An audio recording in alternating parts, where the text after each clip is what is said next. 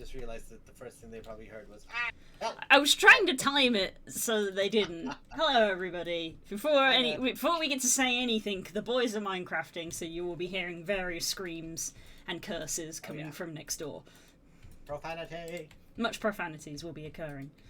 Such Hello, profanity. everyone. Killing the Hi. water's really good. I am a year older since you last saw me. God, it's been a year. I had day of birth occurred. Woo!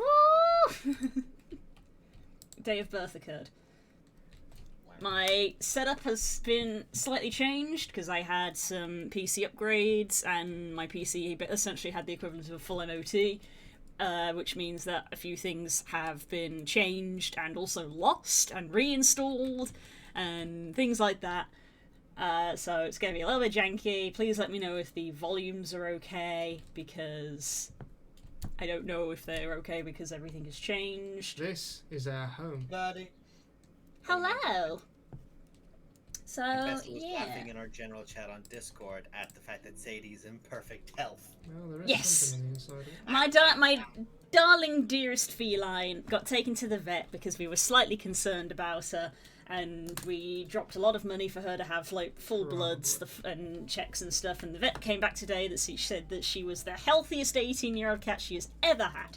So Cat has been given a full thumbs up from the vet and she is doing well. Just cost a lot of money.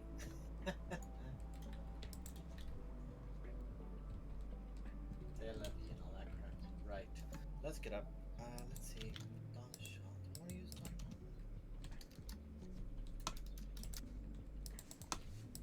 I don't need a world map from him. No, I don't need a card. I'm literally going through my tools. Don. There we go. No, Don is a tip. That's the wrong one. Dungeon Scrawl. Dungeon Scrawl.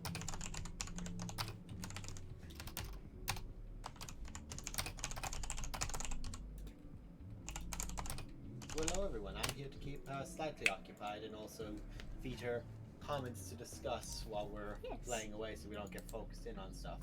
Yes. Yeah. It's to strike up a dialogue, so to speak. And also occasionally laugh at whatever is happening over in Minecraft Town. Yeah. Laughing at the absolute absurd noises that will be coming out of Spook, which is just the standard. And also apparently the neighbourhood mountain bikes, apparently. I actually didn't hear them that time on my end. Oh, very good. That's what they did when they set up your new PC and Yeah. they removed. Well, see, the thing is that I do have a little bit of software that just tweaks the mic ever so slightly. That software will have been reset, because while it was reinstalled, it won't have my preset put on it yet, because I've not done that. So the mic may be different. It may have different thresholds and things like that, because I do try to blend out background noises, but I'm not very good at identifying that, so I might be louder than I used to be, but, like, Spook may be louder, and things like that. Sounds fine, I think. Well, he's not saying too much at the moment, which is fine. Ooh, a jungle. So, Blue, begin your circly-circlies. Yes, I need to do warm-up circles. For those, I'm going to clarify for chat as well that one of the things that I have changed with my PC setup, among many things, is I've actually changed my primary monitor, which has really thrown off my hand-eye coordination. What? So I big can't black spot. promise anything for the quality of anything that's going to be drawn today, because my coordination has been way, way messed up, and it's going to take me a while to get back. Heck.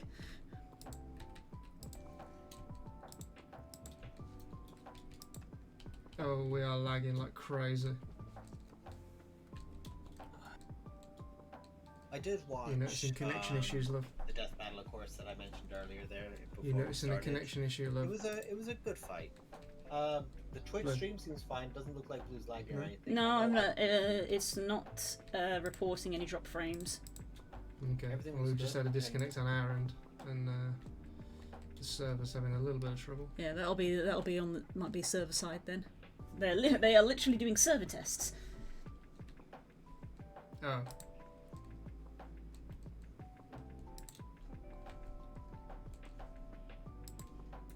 But Yeah, I really enjoy watching the kind of death battle-y sort of stuff. I always find I that do wanna stuff leave them. entertaining, because even if it's not, say, always reliable, or like, you know, they're clearly like spoofing, or they're not taking it Yeah, too seriously, it's just fun. And I know there's an animator who always gets paid out the butt for it to do their animations for each of their videos, and there's always musicians who get ridiculous amounts of downloads and attention and traction on their side for it. So I always watch it, because at the very least the music's kind of loud. But they're doing Omni-Man versus Homelander next week, so the two evil Supermen. And that got me thinking about, to not Nice. a topic that you might be the best on, but topic Golden of chess why player. a character that's evil, like that's why Omni-Man, I like evil Supermen when it's Omni-Man and Homelander, because they're not Clark Kent. Mm-hmm. When you make Clark Kent evil, you're not playing with Clark Kent anymore. You've made a new character, essentially. Yeah, because when it comes to a character like Superman, essentially, even, you know, alignment is a funny thing, but something like that, their alignment is very core to who they are. Yes, absolutely. Like, the whole premise of Superman and why Superman is even in the Justice League, why the Justice League exists, is that Superman Where are we heading does now? not go around murdering people. Like, he does not kill. That's Superman's big thing. So Superman always has to hold back. So when he has somebody like Thank you. Batman who can just punch a thug, I would say he let's head can be north, there as because the there is moral a background to go, ravine you didn't need to punch that thug, there, and we can and use that as everyone a, else is aware of the fact an that, entry yeah, way for the you mine. didn't need to even look at that thug. If I've you got had so loads much of as food on breathed me. it on him funny, you'd have killed him. But he always holds back, and that's why, like, say, in Yeah, the animated I series have they did seen in the 90s, which was amazing, Superman always got hit or smacked out of the way, and then other characters had difference, moments until Superman got back up and said, okay, I know how hard you hit, now No, this you're is how just hard I can hit you back. Up until Darkseid, who is like the, I know you don't have much of it, but Darkseid is like the Thanos. If you know, he's like hyped up as like Marvel's big bad superpower Mm-hmm. of galactically threatening. Darkseid is that, except Darkseid is that without the need of the Infinity Gauntlet to make him that powerful. Darkseid does not exist on our dimension, he exists on a separate dimension. What the? Because if his true fuck are self got those? brought in, Aaron, come it over here. I would need destroy some. a lot. But his avatar comes over. He literally spawns an avatar, and that's what you fight, that's what you encounter. So you're like, technically it's like banishing him, more or less, but banishing someone who's as powerful as Superman. And that was one where Superman realized, I can hit you as hard as I can, and that's where Superman's iconic, I live in a world made of cardboard. Like, I have to hold back and be so careful constantly, because if I so much as breathe wrong, I could kill someone. But you can take it. And this is the first time you see Superman go Superman level in it, where he goes insanely fast, but like in previous fights with Superman, he doesn't smash, say. I'm actually on my side, Spook's very loud. I'm not sure if he is restrained.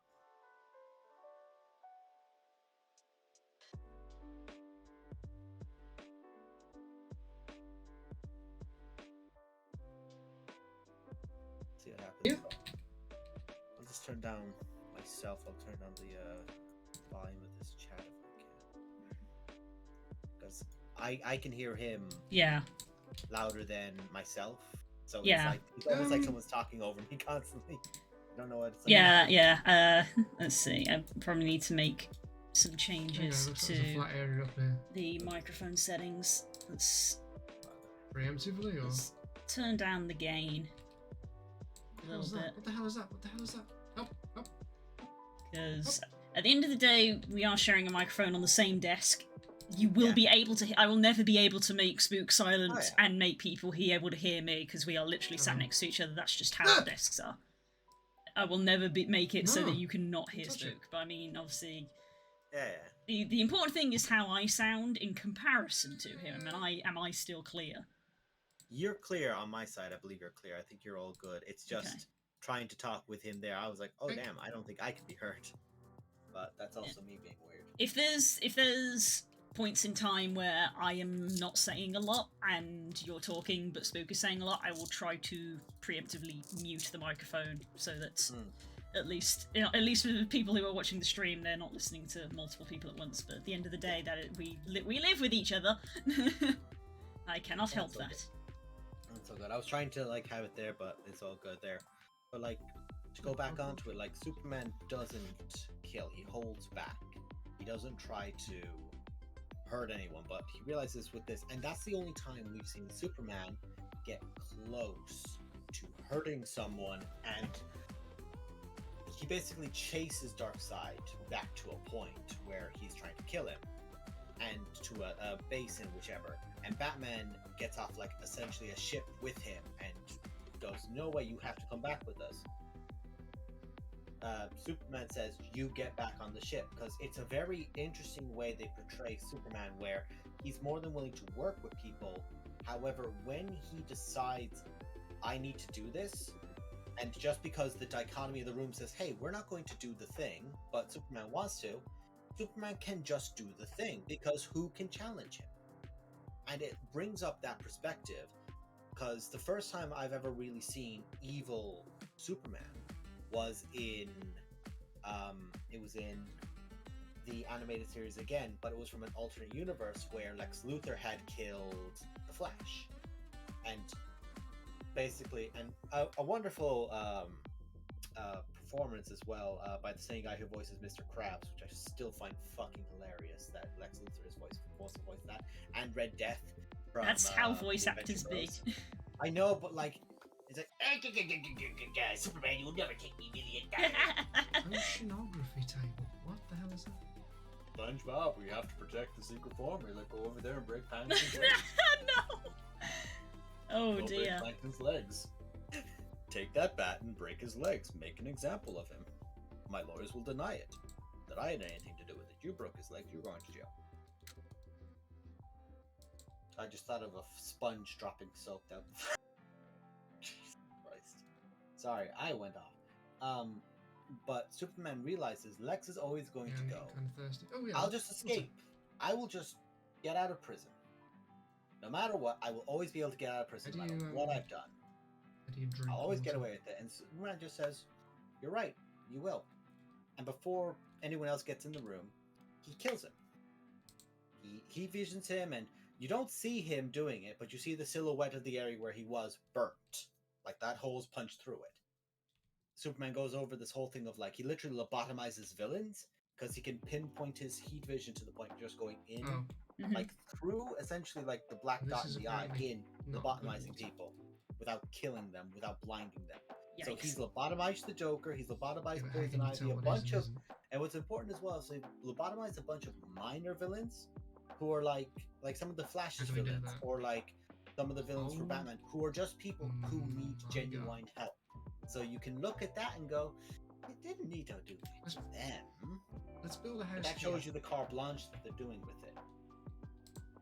And all the Justice League in this universe agree, yeah, we're going with Superman. But Yeah. our Justice League come over Yeah, if we build a house and like go, oh dear like fuck, this this is mound, what you're all doing. there's a path They down fight to a and ravine. eventually ours leave.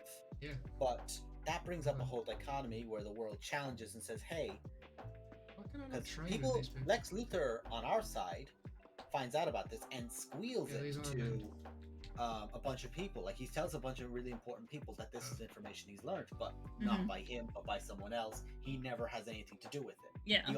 I love that about Luthor.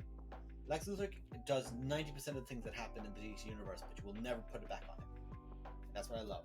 Yeah. But That's like it goes. that's like his whole thing. That's peak lawful evil, and I love him for Oh, lawful yes. evil. He is. We wouldn't have any experience in that regard, would we? You have any idea how much? No, I haven't. There's That line. This guy's so nice. What are you yeah, talking about? yeah. You guys, if I'm we build going a to house scream. over this here, we can have a staircase or a ladder I'll or something make to it. stand you to go down, like I'll this make you chimney scream, area. and I That's will enjoy perfect. it. Look at that. You're Yeah, just I- worrying I- about I- nothing. He's just a But, dude. Yeah.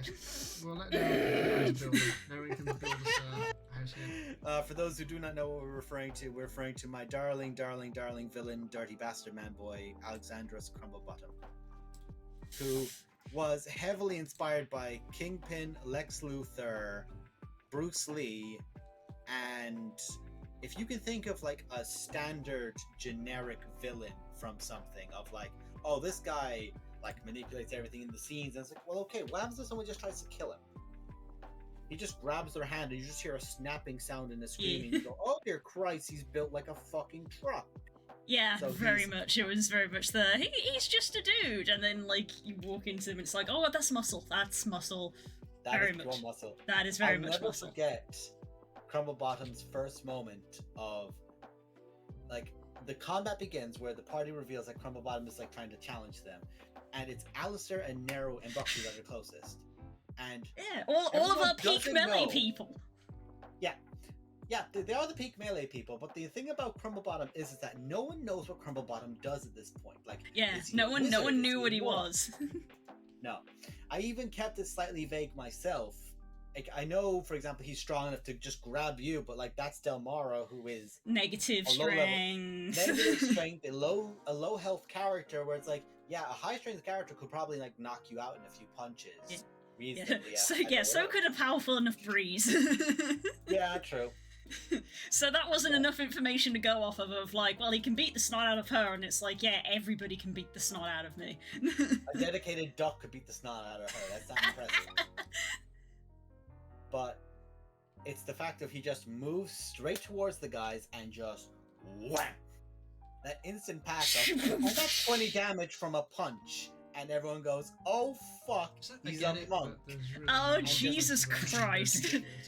And then it's a case of like freaking, like 6 strikes in one turn, and then it's also just the and get stunned, and it's like stunned, only like one of the worst conditions in the game. Like one of the guaranteed conditions of you lose your turn, guaranteed. Nothing happens, there are no saves, gone. But the power of it as well is that, for those who don't know the villain had a shadow effect, where essentially if you hit him, he can use his reaction to instead, it just passes through him like it's nothing, and a shadow appears across you, and that's where that blow from you impacts. He can use his reaction to turn a blow back on you. The party Archer, I think actually this happened before he started punching, where Alistair fired on him.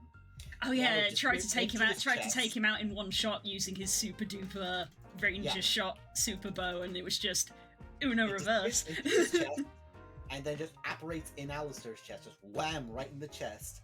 And then it's like, okay, Alistair's beginning this fight, 30 health down, and now Crumblebottom walks towards you, and just begins to beat the ever-loving shit out of you. But the benefit as well of that fight and how it was seen was, essentially, there was an effect around all of the players, where they could not see more than 5 feet, like, in the space around them. Yeah, God, that That fight is so expanded. memorable. Like, so much happened in that fight, but even just like the lighting mechanic alone was like gobsmacking. Because Yeah. like this was done in Roll20 when dynamic lighting was a new feature, and we'd never used it before. So when Dash just turns this on and it's just like, this is what you see, and literally everybody except me has just a 5-foot radius of light, and and everybody's there going, oh God, we can't see, and I'm sat here going, you can't? What? Yeah, because you can make it affect certain people in different ways. As part of the guild, she was immune to the effects. Yeah, it was But- included in people, which was really cool, because then suddenly it's like, oh God, I'm the one person who absolutely does not want to be here, but I'm also the only person who can see what is happening right now. Yes. And Panic. the benefit of it is like every turn, like at the top of 20, basically, like everyone's vision went up 5 foot again, and eventually it just faded off. But Crumble had a group of assassins, a group of thieves and rogues and warlock with him. So all those people getting just they all And the bard, see don't forget the perfectly fine. bard. They also had a bard that turned somebody into a fucking mouse. And I think they then Yeah, tricked- me! What? Did they turn you into a mouse? Multiple times! Ah, fair. Honestly, you'd needed to. You were a rogue. You were dangerous. Going to ball. I was You are now yeah. mouse.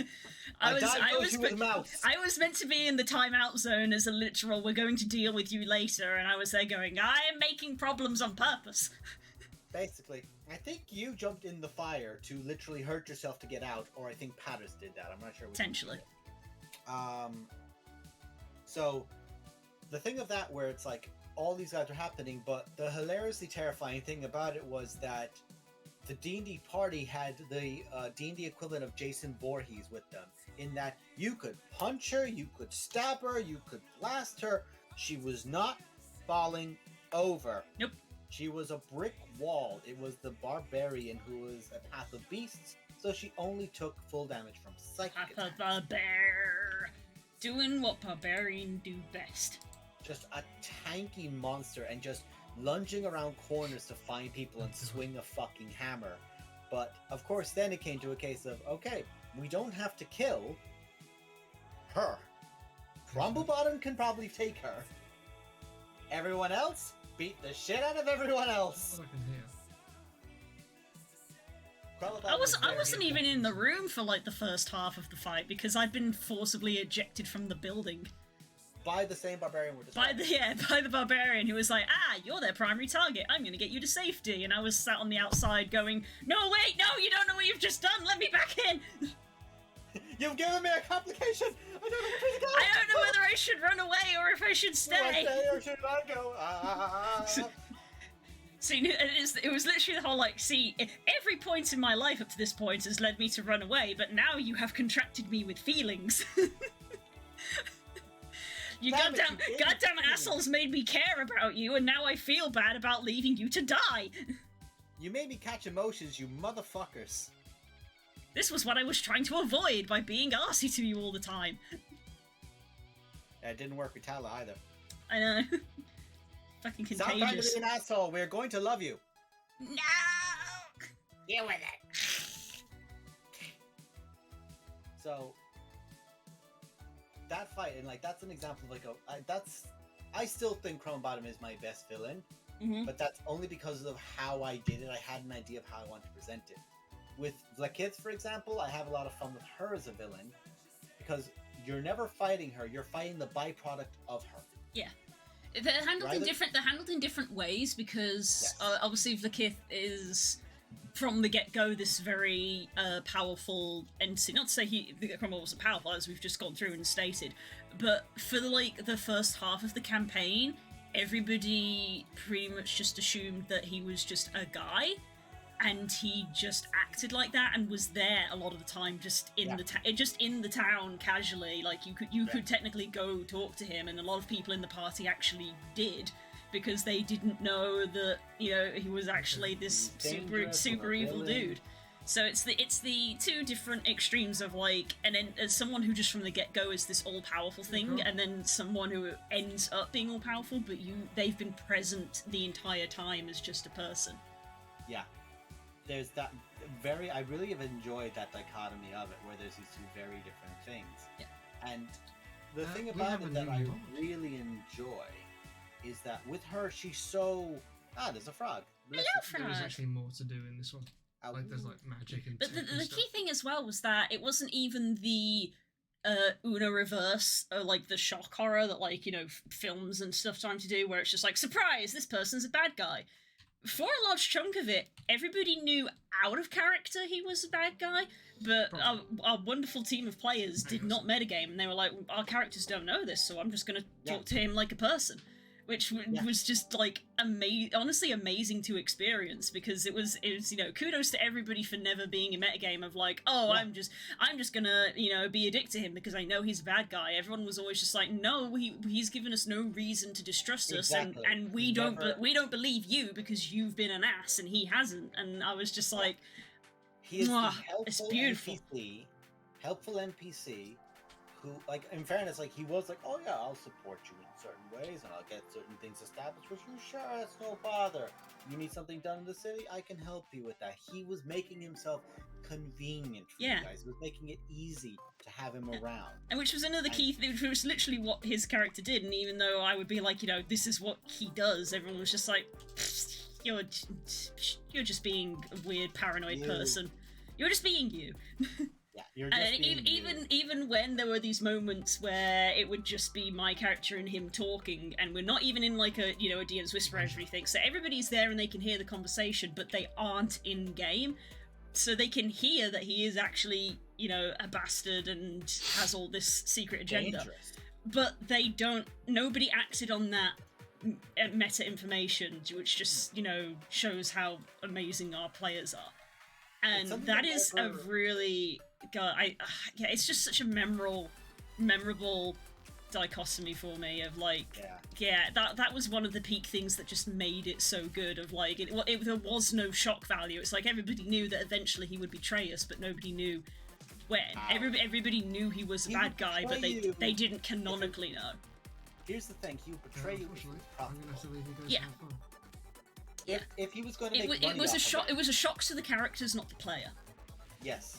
The If server he will be was open. going to make Choose money the off of you out of character, like he had contracts with Quan Chi, but if you guys literally made Yes. this thing more beneficial for him, he wasn't going to leave. With her teeth. Like it was only the case of everyone starts like, "Hey, no, where's our money?" Where it's like, "Come on, the first one," you go. and then suddenly everyone starts There we go. fighting amongst themselves. Crumabottom Right, well, have fun. wanted to keep you all together because he wanted to be able to control you all at the same time without having to go out of his way to find Alistair. Hmm But like Alistair was straight up going to leave, and if Crumabottom did not think of the profit in that moment, letting Alistair leave would have been the best thing he could have done. Well, yeah, But because then ultimately it spelled his face when Yeah. you think about it. Because if he let Alistair go, he would have taken Mug and Jonathan. There's an intelligent druid and a powerful bruiser. They're all out of the city. If he needs to kill them, he can. But he doesn't need to right now. But they're out of the city. They're out of the way. They can either be disposed of in a quiet place, or they can just be left alone in a quiet Yeah. place. And then there's less of you guys. Now it's a case of, well, who's Yeah. going to talk with Crumble? Who's Yeah, going there's to be- there's less people to go around and spread those awful things called morals. Yes, we don't need those. Don't need any of them. That's problematic. They're non-profitable. Non-profitable. Are you But- okay? You enjoy that more than me. We found a fidget toy that Spook enjoys. Hey, good. It's one of those silicon, like reusable, like bubble wrap things. These little plastic things that you can pop in and out like bubble wrap. I got given one yesterday as just a little like, well, I want to say stocking filler, but obviously it's not Christmas, but essentially like that, just sort of like a, hey, this cost me like £2 and made me think of you, but he's been playing with it more than me. I still enjoy using my cube. I'm very much the cube person, but Spook seems to quite like the bubbles. My nieces have a bunch of those, the little poppy ones. They've all got one each, and I honestly just like think they're the coolest little things ever. Yeah, they're fucking great. Those ones are. You can really lose time with them in the best way. Yeah, so the thing is that only one side makes the popping noise, which is the bit that I Yeah. like. I like the popping bit. It's like bubble wrap, Yeah, it's meant to be like reusable bubble wrap essentially. basically. But yeah, but Spook actually keeps picking it up and fidgeting with it, whereas I keep gravitating back to my cube. Yeah. Like the cube. You don't have an orb to ponder. You like your cube. Cube. Look, I really like Minecraft. I played Tetris a lot when I was young. I just really like cubes, man. Cubes are cool, but where was I gone? Oh my days! I opened up a map for the ship you guys fought to rescue Hecaton from, and just Oh, the wow. Kraken. Oh god. Oh, that fucking Kraken. But that's the thing I've been enjoying about playing Vlakit, is that it's not only that she's distant, in literal and figurative, she doesn't care to a point of what you guys are doing. You've not drawn her attention until you guys broke the hourglass. You've Yes. not drawn her attention to earn the attention of one of her avatars. She sees you guys as like, whatever, they're just a bunch of kids being little stupid kids. Let them And off. the longer we can keep that up, the better. But at present now, she's looked at what you've done and gone, now you can be a problem. being irritating. And it's a case of, have you stopped any of your major plans? No. Crying witch, I am the Kraken. This is certainly one of those congruent themes that a lot of my characters have, which is very much stemmed in me being a little gremlin, which is getting enjoyment out of just being an annoying little shit to the villain. Just the point where the villain goes, "Oh, you are getting on my nerves," is when I go, "Yes, I'm winning." That's all well and good until she's right next to you when she does. Oh yeah. I'm fully aware that having that has consequences, but my little gremlin brain really gets sort of just a little happy chemical of just like, haha, I'm annoying you. Yep, 100%. Little shit Oh, syndrome. my days are you annoying her. Oh, my days are you annoying her, but woe betide when you do. How old are you? Do you like being that age? That was Would you like to stay that age for the rest of your life? Do you remember that was what she said to her? She said, "How old are you?" And she said, "Older than you." And my response was, "And yet." That was her daughter. And yet. Not her. That was very importantly her daughter. Not I her. know, it was her daughter, but that's what I was referencing. Yeah.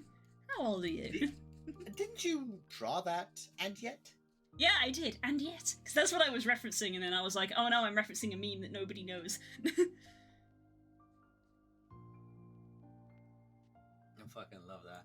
I like letting you guys... You want hot memes? I can do you some hot memes. Yeah, she can do hot memes. She has the same character that goes, and yet, and I can't take this. Seriously, I'm at my fucking limit. I am at my fucking limit. And she's 3 years old. I am 3 years old. I'm a child. Baby. I'm glad that's finally been revealed to one character. Technically, the others still haven't been told that yet because we've not had time. Yeah, where like you literally have one character go, "Wait a second, how fucking old are you?" And goes, "Oh dear God!" It wasn't even that. It was just it was literally again D&D summaries. One party member going, "I've been in prison for like 10 years," and my character going, "I haven't even been alive that long." And then the slight pause of, "Wait, what?" Hold up.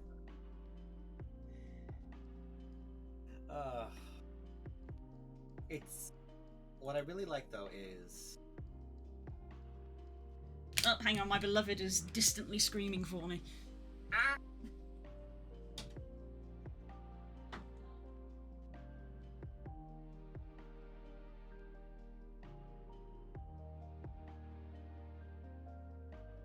Lo picked up that she's young, but I don't think Lo got told her age, honey.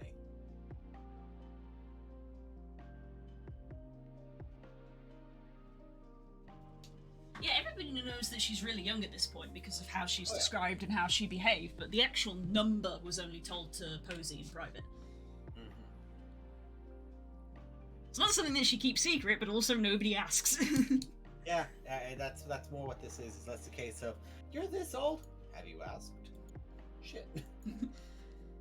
This person looks like a baby and then also behaves like a baby. Yeah, that's because they're a baby. What? What do you mean that's a child? It's a child. Don't touch the child. That is literally. Not touch my child.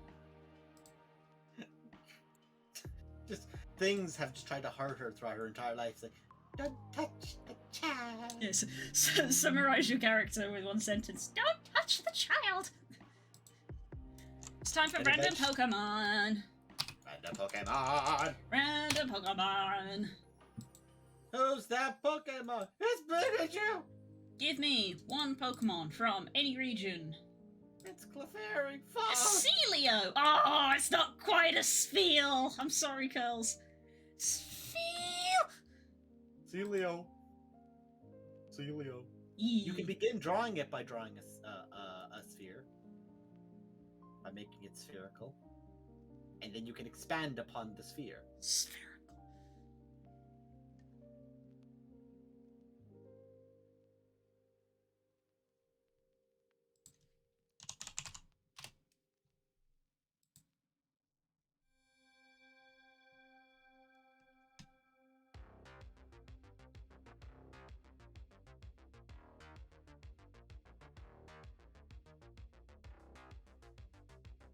So, let's see. Picked up on it except when he's emotionally compromised. He doesn't. Yeah, I know. Yeah, Flo he doesn't need to. process Yeah, people don't technically need to know it. They can tell that she's Bibby. a child. But also, like, poor Lo right now does not need the notion of, oh yes, process the fact that you're taking care of a literal kid. Yeah. Poor Lo, he does not need that stress on top of everything. No, did not. Poor Poor boy. boy has enough. I love Lo with all my heart. He has enough. With that said, I'm gonna hurt him more. I've just realized that I'm basically descending. Yep. More than the fact that my chair was low, so I just kept. I am making maps. Maps. One of Kika's songs, funnily enough. Maps of dungeons. Oh no, Starlight Brigade. I just looked over and I saw it's currently playing.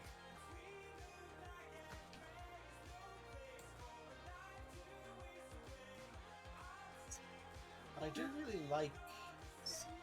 It's interesting because it's kind of like a Fire Lord Ozai in the way of all of the villains you guys are interacting with. You're interacting with because they've been affected in some way by Blue. You've seen characters that you have previously might have known, or eventually you might have actually met in game, affected by Blue. You get to see that in the future. People and characters actively always influenced by her actions, but her actions are so distant. Low gets low. No! No!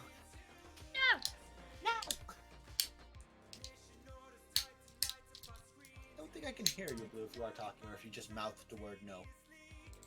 It's possible that I said that too quietly for the mic to pick up because of me toying around with the gain on it, so it doesn't pick up too many background noises. Yes. Tweaking.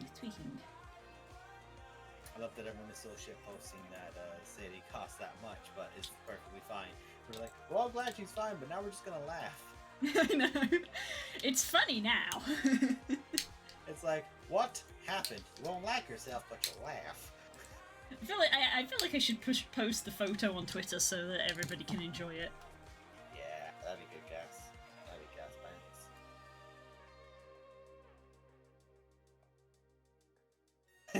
bands. Eddie just posted up something that he's finished drawing, and literally his caption is just, okay, I can't touch it again. Like, he's like constantly updating it and doing small things. Like, I posted it now. Can't touch it. See? That's how artists be. You have to enforce. I'm just like, I can't keep messing with this. This is why commissions are very important, because there's a point where the commissioner will say, stop. I am happy with There's a what point you're where giving me." you have to say stop because you have to give it to them. You can't be making edits to them after you've given it to them. Yeah.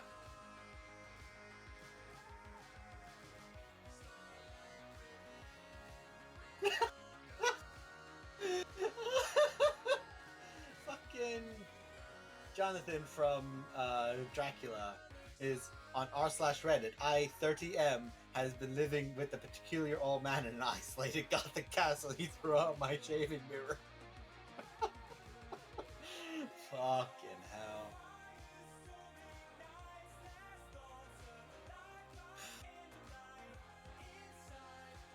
I saw a really, really interesting video on. Interestingly, it was from a long time ago. It was from One Villainous Scene, which, you know, was done when Suicide Squad 2 came out. A bunch of YouTubers were like, here's our villain. And, like, You Must Be a Belmont was done by Overly Sarcastic Productions. And I think Nando V Movies himself did, like, something very relevant to a certain villain. But I saw one person post up, and essentially they did the Emperor from the Owl House. Oh. Have you watched The Owl House? I still haven't. Ooh. Get on that. Bellows is his name. Emperor Bellows. And it's the scene where Emperor Bellows fights Luz in the first season. Where there's like 15 seconds of actual fighting and a 40-second confrontation, basically, between the two of them. And it's like she does something to him, and he just teleports behind her and goes, or like she proposes something and it spikes up towards him, towards his face. And of course, he's got a mask on, so you don't see any like reaction, but you just hear, okay. He disappears, appears behind her. I'll play. Yep. And I've never seen a villain like an Ozai presented in that way. Because of course, Ozai would just be, "Rah, I'm angry, I gotta fucking kill you because you're not one of my kids." Wow. Oh, you're one of my kids? Torture. It's like, yeah, when this guy like doesn't like you, he'll like kill you, but if you're one of his kids, he'll torture you, so you know, you're kind of better off. But then there's Emperor Bellows, where it's like, it's clear he doesn't do a lot of physical effort when it comes to, like, he's not exerting himself, he's not pushing himself to like strain against whatever he's doing and whatever Luz is throwing at him, until she gets clever and she gets a hit in on him and like breaks a portion of his mask, and of course he like covers his face, but then like his hands have been like this, you know, they're very placid, like, kind of like, this is how you picture him talking to you. It's like this. It's calm, it's collected, it's controlled. The mask is broken and the hand is like gripping, or like almost around the side of the face, like and the fingers are indented inward, almost like the very like tips of the digits are like claws. And he compliments her and says, "Don't you do that again." And you can just see the eye, and this is the first anything of humanity you see of him. And the eye is the portal to the soul. So seeing that section of it where he just glares at you, glares at Luz, and it's just, ooh, that's good.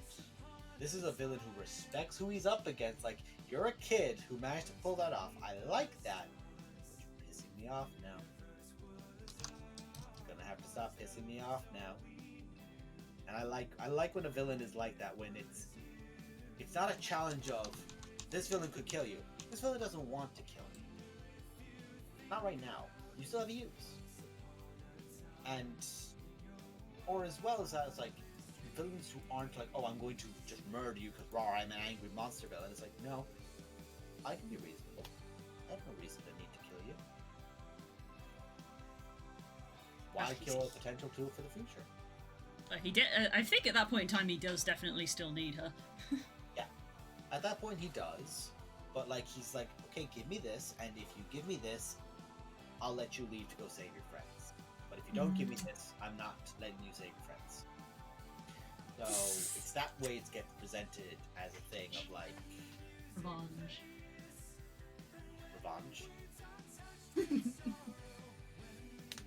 Sanji, health check. Health checks are for you too, chat. Health check from Sanji. Woo! Ooh. Ooh, crack it goes. Water.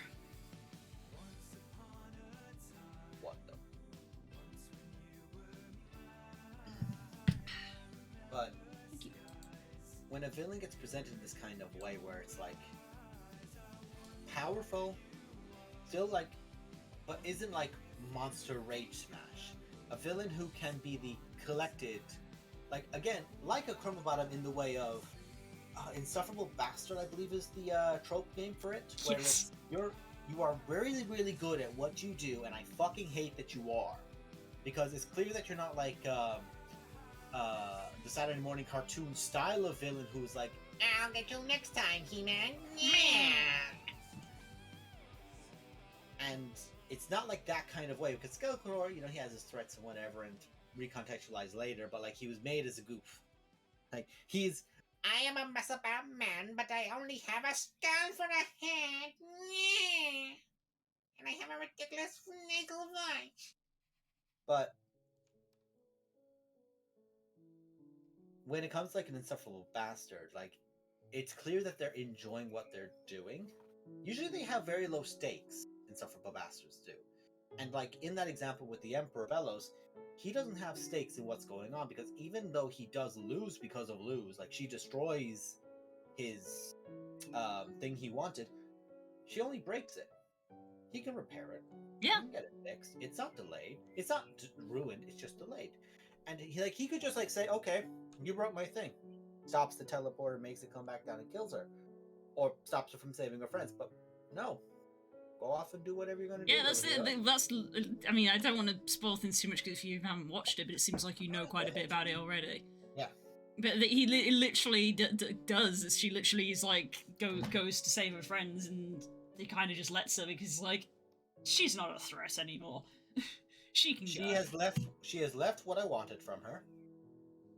I don't like a cold villain is fun. Like I have an issue where I have a issue of when I'm playing a character of like, oh, this character wants to punch you because you're a little fucker, more than anything else.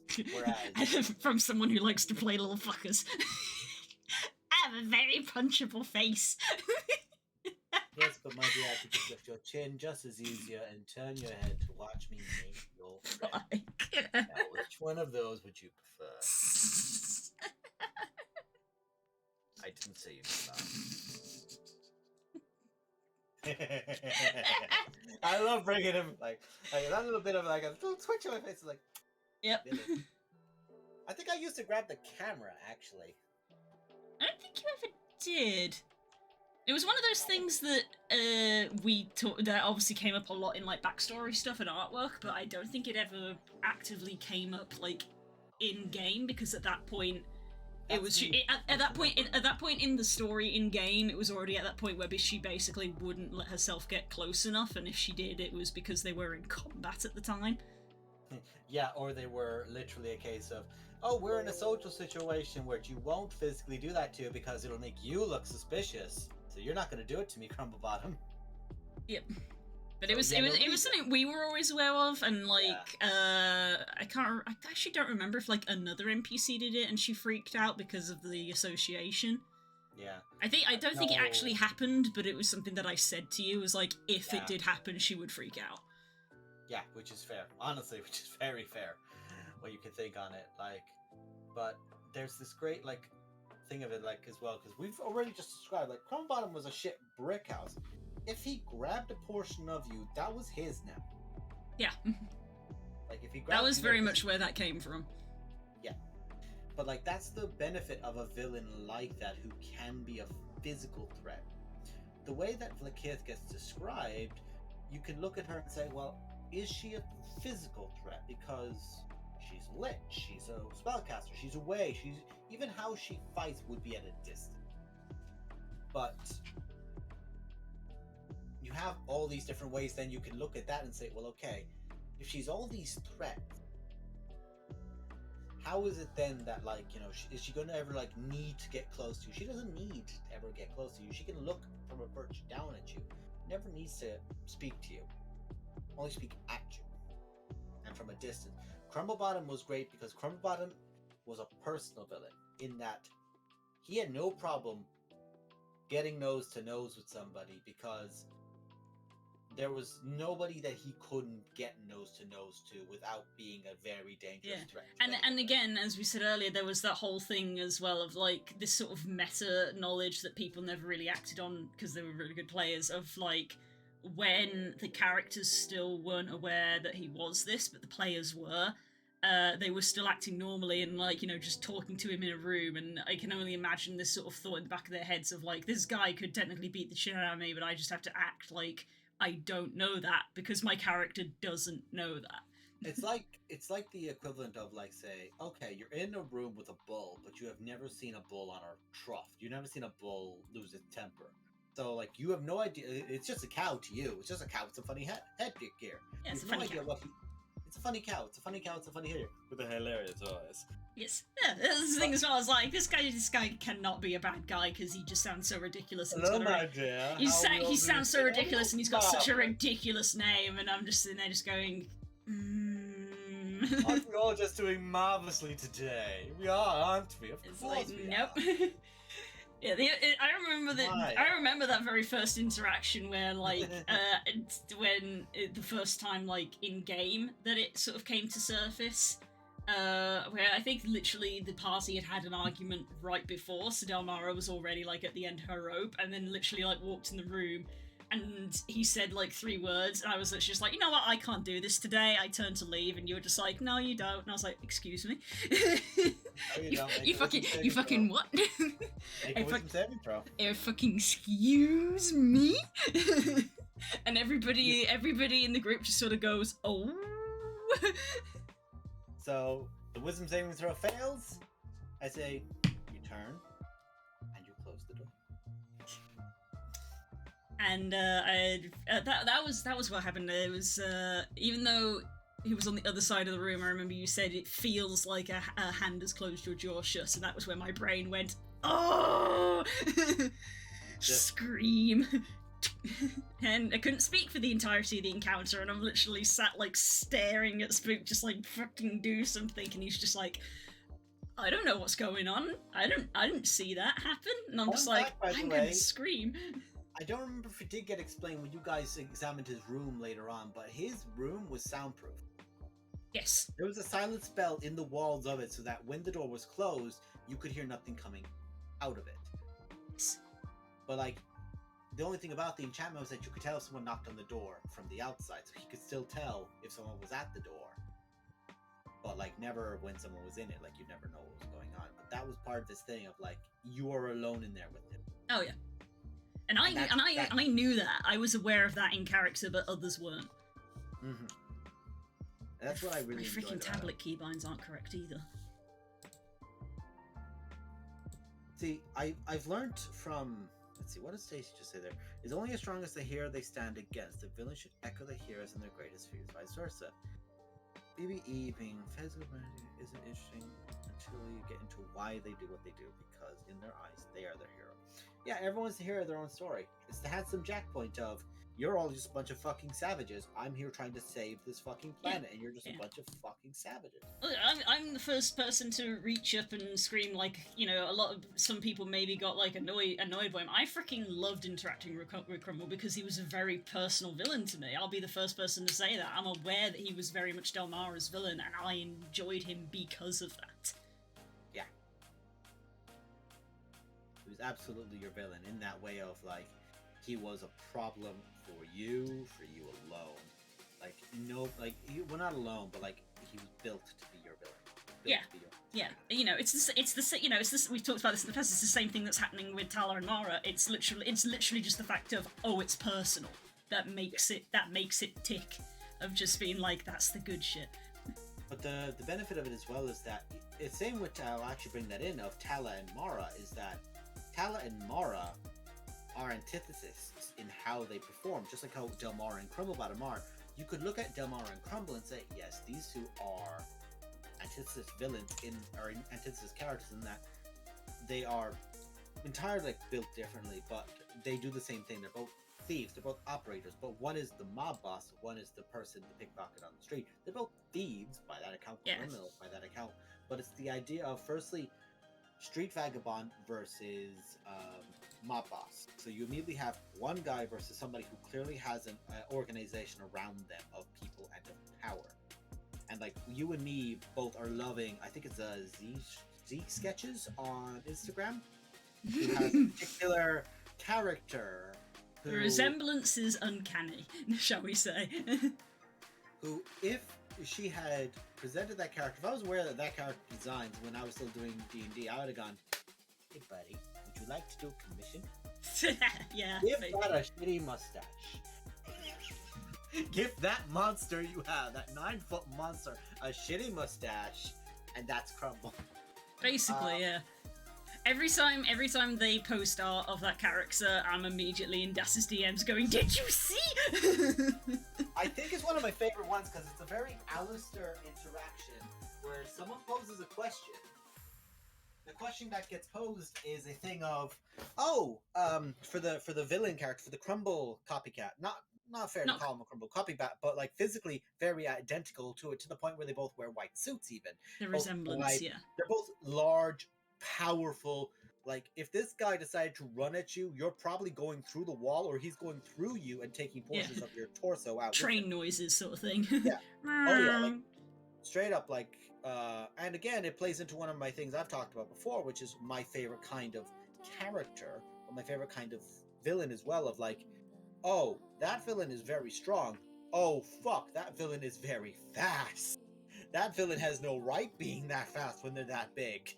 That's one of my favorite things, because Crumble was a monk, so Crumble could also catch up to Delmara. Yeah, because Everything she tried to Crumble run away a lot. Well, she couldn't outrun him. Yeah, everything that Crumble could do. Crumble has incredible high perception, so he could spot Delmara for a very long time. It was only when she got reliable talent, he actively had to work to spot her. Yeah, it actually reached a point of like, oh, I actually have to check. Does he actually spot you? Does he manage to keep an eye on you? And it was the key thing of at the start as well of like, both of these people are shitty people, so it didn't lean anybody into either side at the moment, because it's like, yeah, this guy's an asshole, but you're also an asshole, so... And it's eventually learned that the reason your character is an asshole is as a byproduct of Crumblebottom. Yeah. Everything Crumblebottom did, and the reason your character was an asshole was because your character did not want to gain attachment to people. Kind of a thing which, like, if Tala's being just an asshole, that's fine, but I also get that kind of vibe of she doesn't want to have someone close to her, because someone Oh, close to very her much. are- Oh, it's very much has always been the case from the get-go. Like it's one of those meta analysis things where obviously at the when you guys first met Tala, she warned you not to stand near her when she was fighting, and that was very much a sort of combat thing. But it was without Tala knowing, it was a very literal thing that she was literally telling people that she didn't want them to get close to her. Yeah. And there's that's a really good side of it, because of course, like it's why like Spook says he has a score with Alistair, and like Alistair had a score with Crumble, but I said you don't. Literally what happened to Alistair was because of Delmara. You were chosen because he could tell there was something there. Yeah. He could use you to get at her, to Yeah. rile her up. Which Maybe is make why her she upset. freaking panicked the moment he came in and was like, hey, I left the group for 2 minutes and got attacked, and it was just fucking, oh god, my world is collapsing again. Yeah. Crumblebottom reminding everyone that he could get to you just like that if he wanted to. And that he is that much of a danger that he could. So he had that great Good moment. stuff. It's the good stuff. Like, Like, honestly, I like, wish- it's the thing is, like, you know, when you're playing through it, you're screaming, and it's like, oh god, it's so bad, but it's also really good. This is the thing with villains of like, oh, I love to hate them. That's the point. Which is very much so a case of like, with like say Mara in that, like I actually, funnily enough, right, you'll enjoy this. I was going home from work today. I was driving to my workmate's home, and I said, yeah, look, I won't make you guys listen to one of my Spotify playlists. We'll just play the radio. And said, no, put on your Spotify playlist. And the people around my age, I said, right, I've got D&D characters on Spotify playlist. Are you sure? Like, yeah, fuck it, throw one on. So I threw on Thanes, and I just like shuffled through it. And I was like, yeah, right, you know what, let's swap over. And I was like, right, so let's just pick one. And they pointed at the one with Mara's icon, and I went, Oh. so I clicked it on, and they started asking about Mara. And they were like, so who the fuck is she? And I was like, Vampire Queen. And I was like, what? Vampire Queen. I need more context. Okay, puts on Tala's playlist. So I was like, they were like, well, okay, could you like describe the character then? I was like, okay, I'll describe how this character came to be, which is like a thing of like, I've told Curls this before, and it's why I love Mara. And if anyone could clip this and send this to her, please do, because she needs the serotonin. If she's not here, I think she might be. If she is here, hi. Thing about Mara is that Mara is the hero of her story. Oh, very much. Like, fantastically so, in that Mara has a gift, a quote-unquote gift, quote-unquote curse, but everything that has something with a divine entity is a curse in her world by some metric. One of the most beloved characters of General Flare is the chosen of the god of death, meaning he will know when everyone dies, to our understanding. So he is very powerful as a spellcaster and a divine cleric. He's also chosen by the god of death. That is a curse. Being noticed is a curse.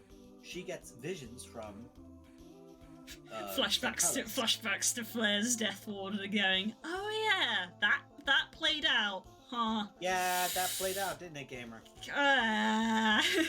But Girls, why is the prophetic character casting Death Ward on me? Just don't think about it. like, yeah, he's also done it at Thane once, and when he did it at Thane, I was like, okay, Thane is going so fucking defensive, just like literally buying you guys like a round or two before you leg it down in Fort Yasha. Like, literally, I am barricading this, I am not holding that door, I'm closing it, and I'm barricading. It's okay. They punch a hole through a section of it, and you get hit by some of it. Fuck! Okay, I'm running. Yeah. I'm running. Like, I was like, okay, Anyway. I can take the hits, I can take the narrative hits. Anyway. So I described to them about Mara in that how Mara begins is as, from what we understand, now this is me remembering it, of course Curls might be there and there might be one or two things like this, where it's like, okay, Mara was the wife to a man of power, a prestige. I don't have the note for his name, but he won't matter long, so don't worry about it. She's also got her daughters, one of which is adopted. I believe at the time Lilith was there, and that's why Lilith had her powers. Her husband was trying to play essentially the game of being a North Realm noble, in that trying to gain power and prestige, but failed the game. The vaguity of that is that, well, it's political machinations. Perhaps it was trying to kill someone, or it was like a thing of you have to prove how clever you are at court without getting caught at it, but he did get caught, so his family was going to be killed. But she's been receiving visions from Zentrallis, but Zentrallis can't speak. Zentrallis can only give you visions, prophetic visions, and you can interpret them. And of course, that is the problem with visions, which are just images, just projections, not actual like descriptors or words or clues. You can interpret them, and you can interpret them in different ways. So Mara interpreted one of Zentrallis' visions as being a savior.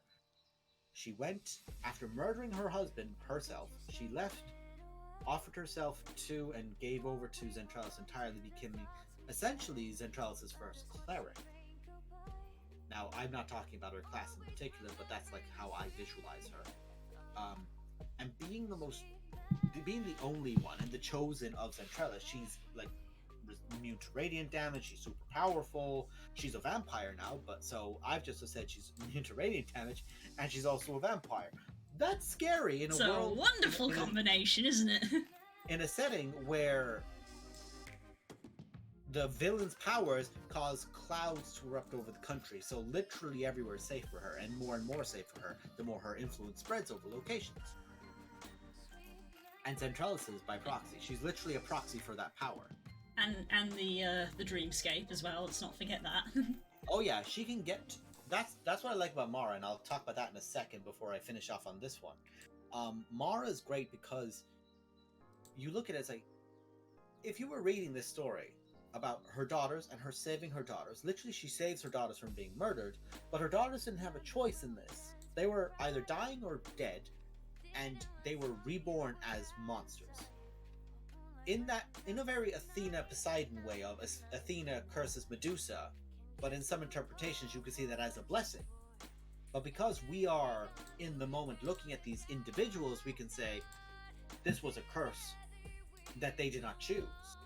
But like how in modern days a lot of people look at Athena blessing Medusa with the idea of the Gorgon face, and that no man can ever look upon her, because interestingly, Blue, if Medusas were canonical in like how they are in Greek myth, to some Greek myth interpretations before Curl starts typing, women are unaffected or cannot come on the island where Medusa is on.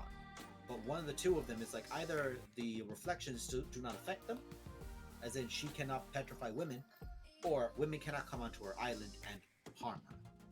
Like she's protected from women and she turns men to stone. She has a Medusa as a daughter, a vampire, a changeling, essentially a kind of merfolk, and more or less a ghost as well. A ghost with the body that they previously were attached to, tethering to them. And they're the characters. And you can say, well, okay, here comes a male character now who apparently had either a romantic interest before or during or after with Mara, who has either or is going to give himself over to the Hells to gain superpowers. And that's the thing, I don't really know where it lies in regards to, did Edmund give over to Hell to try and help Mara, or did he do it for his own profit? But because he did it at a later stage with Lilith, Lilith went to Hell with him, is like how I believe it's interpreted. He broke the seal and also gained the powers to become that way, so I think they did it at that time. So it's like, okay, you could support this villain.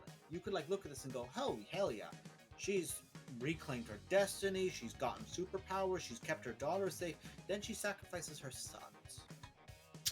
And it all falls apart. Murders her two twin youngest sons.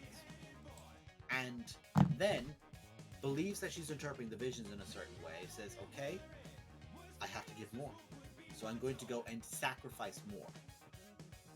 So she goes and she finds a certain poor little girl's village and culls the entire village. Mm-hmm. Well, tries to. She misses too, but not for lack of trying. Yeah. It was a very, very efficient save for, one little loose end. Two, technically. True. Two little loose ends. And that character that got in that way, affected, screaming to the gods for help at the time, becomes Tala. Atheist in the way of, I despise the gods in every shape and form. Yeah, atheist in the all gods are bastards type. All gods are bastards. I don't believe in you all. None of you deserve my belief. None of you deserve my worship. And it's a very fair and valid thing to say, especially in a setting like a D&D, in a fantasy setting where gods are tangible, existing things. Oh, I love that kind of thing, and you can thank Sir Terry Pratchett for that, because it's very much a God bless Terry Pratchett. very much a Discworld thing, where he says in almost several books of, atheists have a very firm place in the Discworld because gods are real. Gods are real and they're assholes. It says witches aren't atheists, they just don't believe in gods. It'd be like believing in the postman. I love that. I love that as an idea. Don't believe in gods, it'd be like believing in the postman. I was like, yeah, that's Jeff, he's over there. Yeah, his own words are, they know them too well. But to go back to our point and what you mentioned earlier is that Zentrellis has powers over the dreamscapes and the effects of dreams, which is something I believe they have inherited from the god that created them, Misan. Which again, I believe that to be the true thing, considering that literally a character who has somewhat divine parentage and power literally looked at Thane presenting this as a thing and going, I'll keep it a buck. You are a paladin of a certain god of this divinity. For the love of God, stop what you're saying. Stop talking. Stop what you're saying. Stop talking. You need to stop talking right now, because what you're saying is heresy. And Thane's there in the corner going,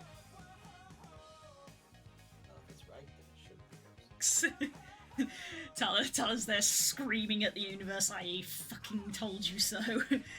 I have been right this entire time. And here's the thing that Thane's got the mindset of. He looks at this and he goes, I want to complain to my manager. Thane's looking at literally like, wait, you mean to tell me that we actually do fuck this up? And it's just like staring over in the distance going, why'd you hire me? The fuck? The truth hurts. Yeah, but it's in that mindset of being in the position to question it. Because if I can't question it, who can? Me. If I cannot, yeah.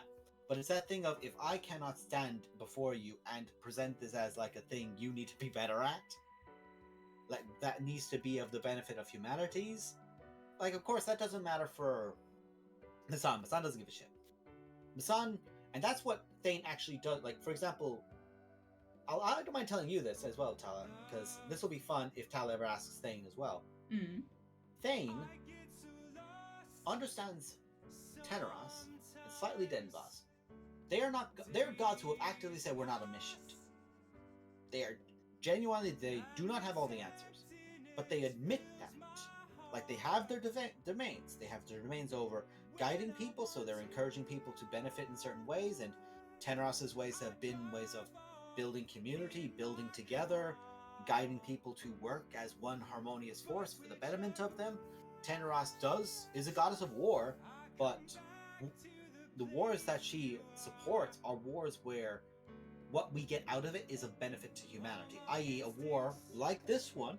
Like, yes, this terrible thing is something she supports because it's a war, which the end of, our good ending for this is the death of a tyrant, the death of people attempting to raise an evil god from the sea. Us winning this war is very good and very beneficial for humanity, so she's cool with that. And I use humanity as a wide term for D&D characters in general, for the whole thing. But humanoidity doesn't sound right. But How very human of you. yeah. Well, all mortals, shall I say, mortal kind of war. But Thane, like, gets it and understands, like, okay, you're not omniscient, so I can get it. But Misan, you literally boast you know everything. Meaning you did this, knowing what it would cost. You did this, you decided, like, you looked at the tapestry and decided, I want the tapestry to look like this. Because that is the hypocrisy of someone like Misan. This is a god who claims to have this knowledge, this omniscience of what the tapestry, essentially the fate of this world is. And Misan looked to Zal and said, oh, I have defied the tapestry by bringing you back, or you were brought back breaking the tapestry a bit. You have to do something for me. It's like, you literally wrote the book, and you're complaining when the words are inked in a certain way. You fucking wrote this. You know this all happens. Like, you know, like, that every single one of these things, these threads that essentially get wound up to be in certain ways, and that's then history, go in a certain way. You know where it ends. He knows what everything begins and ends at, and everything that is. Him, he's one that Thane would call out. Because everything that he has done, or they have done, I should say, excuse me, Misan is this evil entity in my eyes, in Thane's eyes. This is an evil entity. They are willing to do things which are directly harmful, with no indication that they're going to be beneficial. Teneros is the goddess of war. If a war happens, she gains power from it. But also, her knights are actively people who end wars to bring about peace, because she's also the goddess of peace. So she benefits from both of them. But it's a flux. It's like, you can rationalize certain things, but Misan just decided, I'm going to pluck this human and give them all the knowledge in the world, this princess, give them all the knowledge in the world. But whenever they try to speak, water pours out of their mouth. And like, there's always a price to knowledge. Like, that's what they emphasize. Like, literally, Satona's looking, like, reading the book, Satona's looking at you and goes, what the fuck? Dude! That's not what I was meaning at all! What the fuck? No! And tries to fix her, but can't undo what they've done, but fixes them up a little bit. And then later on, it's like, hey, Teneros, there's like a bull in like the northern continent that's like rampaging. Do you want to go kill it? Yeah, you can go do it by yourself. You don't need to bring anyone. And then she goes, nearly dies to the bull, nearly gets eaten by the bull, goes finds her brother. He knows what this would happen. By his logic, by his powers, he would know how this would go. So he knows that her eventually killing the bull and its black blood pouring into the sea would affect Trellis. Mm-hmm. He would know that that's how that goes. That's what Thane's brain is going, is that you know that this is the path this would take, and you decided to let it happen. You let harm happen where you could have actively gotten in the way of it. But you decided that this is the tapestry. This is how... And this is the thing, is that there's Osana, who's like the god who Misan's whole thing is just interpreting. Interpretations can be incorrect. Just as we mentioned with Zentrellis and Mara, Osana and Misan, this unspeakable thing that cannot verbalize itself, and this one who's only interpreting it, interpretations can be incorrect. And Thane's thing is that for a god of knowledge, you are a fool. And if he says this in game, he'll probably just turn into fucking ash. But that's where his head is. It's like, you, motherfucker, have pulled some shit. So, it's one of those things of, I would like Thane to confront it, confront Misan, confront this matter, but then you look at it and you say, this is Zal's moment, this is Zal's character arc, this is Zal's effects. I don't want to take that from Kay, but also... Yes. I feel like I would be taking from the moment by like going, I am causing a problem, but I feel like it's what my character would do. Is what my character would do in this moment me trying to steal thunder, or is it what my character would organically want to do?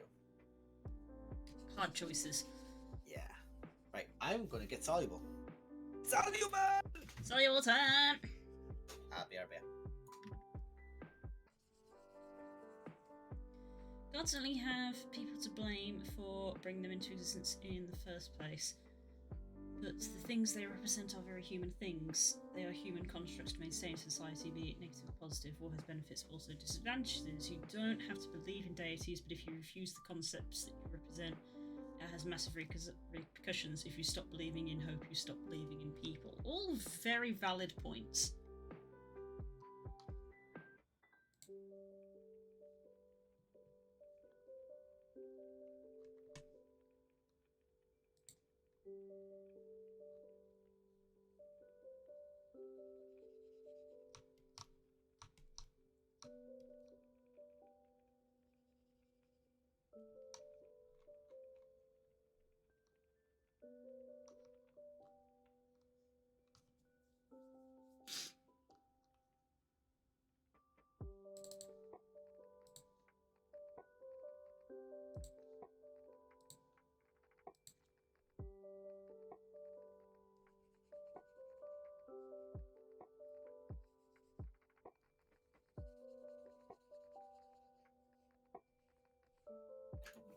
I'm back.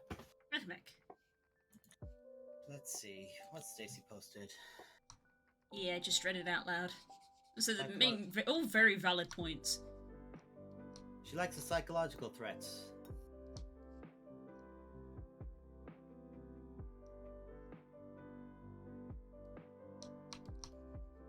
Two very intelligent characters who are like on the same tier of power in that way, but morality-wise, of like, oh, what do you do with your power? I solve riddles and I give people closure, or maybe I'm a doctor. What do you do?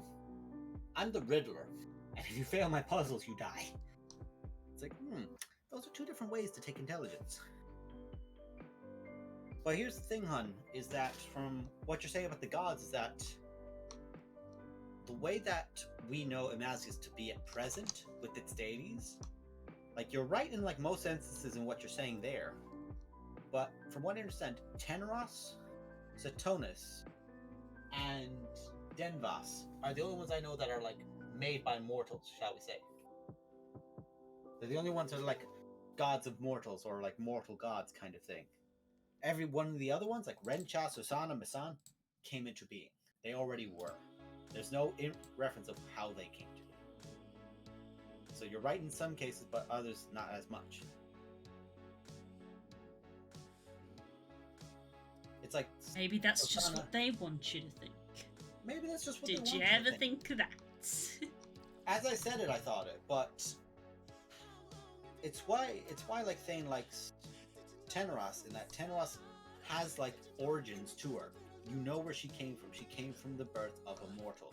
A mortal, bloodied, exhausted, walked up to literally heaven and planted a bloody spear into a point because he perceived a vision, and out from it stepped Teneros fully grown. Just like Denvas did from a woman who, a barren womb, I think is like the term used for her. Born of a barren womb, but they were born at the exact same time, so they are, and they already were linked to each other in that way. From it, they are sibling deities.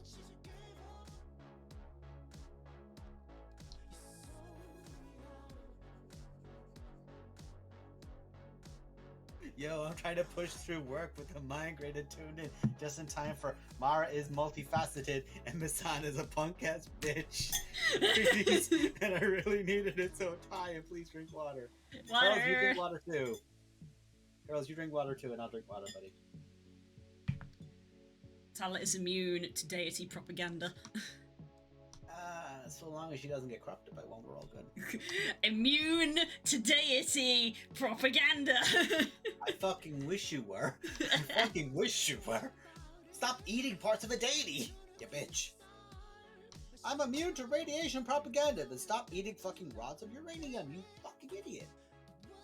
In this case, rods of uranium are literally jumping into my mouth. Then spit them the fuck out. I do! I just gotta go crunch first. Crunch. Crunch like glow stick. I'm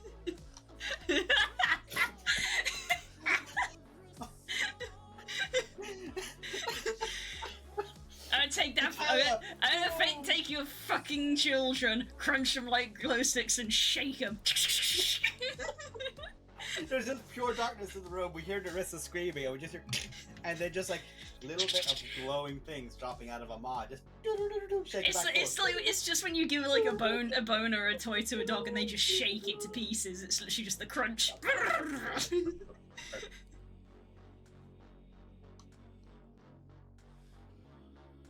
Truth is neither good nor bad, it's just truth. That's fair, honey, when the concept of truth is not a person who decided to pretend to be intelligent on the fact. And you look at it from a moral background, it's like, everything you did here was like your god, like your chief deity looked at you and said, hey, show me the lesson you've learned from using my power. And everything that had no limits on their power did not get what he meant. This is the shit that Tala's been preaching from day one. But here's the thing, all but one. And this is why Thane chose Teneros from day one. Her absolutely.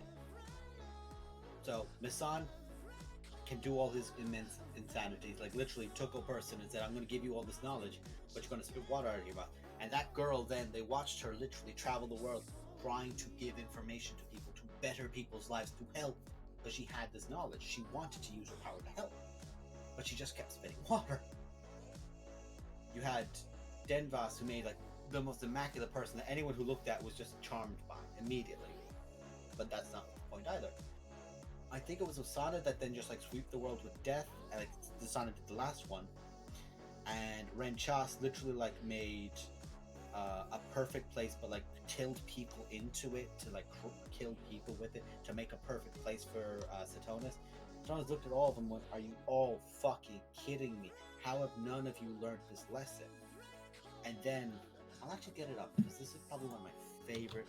I love a lot of what Carlos has written, but this is probably one of my favorite things. So let me go to it. Masan, then it was Asana. Are there none of you here who understand what we have given them?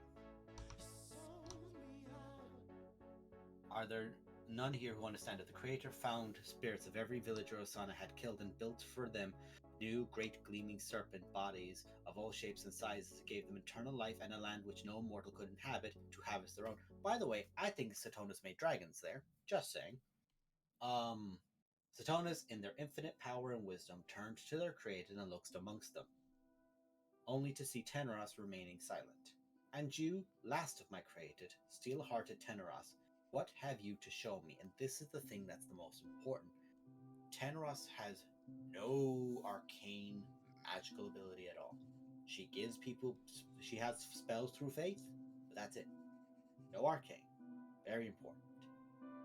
My Creator, I fear I cannot show you feats of excellence or arcane and arcanum as others have done, for I have no arcane powers to speak of. With those words, the other created, for they could not imagine any created being without the power to build and break the world as they please. They laughed. Teneros looked down at the world and pointed at a city that was much larger than any other on mortal soil. In it, people grew old, happy, and wise, revered in the creators with piety and kindness to one another. One by one, Teneros began listing the names of every being on mortal earth that she had protected, the child, the animal she had rescued from flame or strife. She recalled tales of infinitely small but significant things that she had witnessed in her years walking the mortal soil. This is when she was walking on the material plane before she ascended. Listing carried on for months, until at last she admitted that her memory extended no further. A great warmth bloomed in Satonis' hall, and was felt by all living things as they rejoiced. You, Teneros, youngest of our created twin to Denvas, born of spear and stone, you understand our gifts. You see the reason we gifted you a beating heart, and we see your heart in everything you have wrought. That's what Thane worships about Teneros. In that Teneros physically could not, like, she cannot build great magical glorious things, but she can guide mortals too.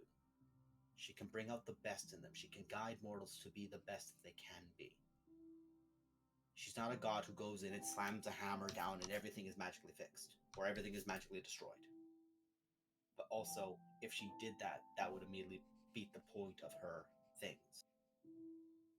This is what she is. She inspires you to be better. So, like Misan with interpreting Osana, and Zentralis interpreting, being interpreted by Mara, and there's being some incorrections there, Teneros is guiding Thane to do the best he can for all mortal kind, to build up mortal kind. Thane cannot do what she set him out to do alone. He does not have the power to, just like she does in this story. She does not have the power to do what he intends for her. What Satonis intends, what they intend. So instead, she shows every small thing she's done to help. And that's what it is. It's not a grand sweeping thing. It is small, minute things. That's where Thane appreciates Teneros. That's why Thane is a worshipper of Teneros, is because of this. This was the first thing I ever got for this campaign, and it decided heads down, that's the person that Thane would worship, without question. But even to that point, she's still a person who did not help Tala when Tala needed it. Contrary, ain't they? But here's the thing. Yes, you're right, contrary. But everything she did while she worked the mortal soil before she had ascended. Like, that's how I interpret that portion of her walking the soil, is that she did it in a mortal life to be a Maranga. But that's why she has people like that. Because, as we learned with Victory, I believe it was Victory, powerful entities that get too involved and in there for too long get invested, and their vision can warp on what they intended to be. So even the ones with the best intentions can become the villain of, like, okay, mortals keep hurting themselves, I'm just going to control all the mortals, and that's going to stop them from hurting them. But then they're controlling mortals, they're not letting them live. So Victory had to be stopped because Victory went too far. Tenros cannot let herself get too attached, and she knows this. She knows it because she will not be able to carry out her duties as a god if she just rushes around and tries to save every single person she tries to. She can't let that happen, because if she does, then not only do mortals not grow and guide themselves, be guided by her, like if she's physically leading them by the hand, that's one thing, but if she opens the door for them to walk through, that's another. They have to take the step. She's just showing them which way to walk. That's why when Thane confront her about it, it's like, where were you when she needed you?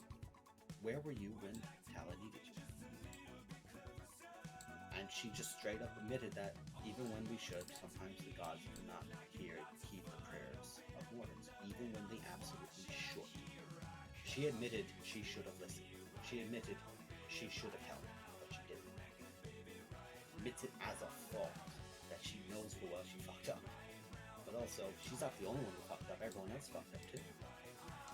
Or, you can look at it from the perspective of, and my own opinion of this, is that Zentrella sent everyone to that village to wipe out the village, because Zentrella might have that little bit of, like, future knowledge. Because, of course, it has knowledge of everything, just like they have knowledge of everything, just like how the sun does. That was part of their curse and blessing, is that they know everything. They knew that Tala was fine. That Tala would beg any god for help. And so Zentrella's helped. Why she didn't die at the bottom of the well.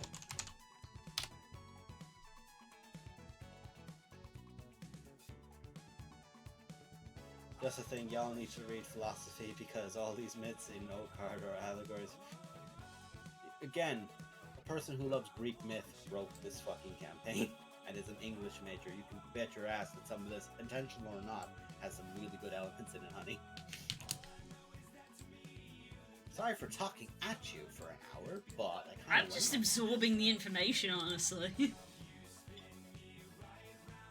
I'm like the anti-Zal. Zal has like all like the interpersonal lore, and here's me with all the god lore. No, you're the anti-Tala, because Tala is just don't know, don't care. It's like, well, you don't know? Well, let me give you information. And she's just like, no, I'm good. I don't want to know, so just fuck off.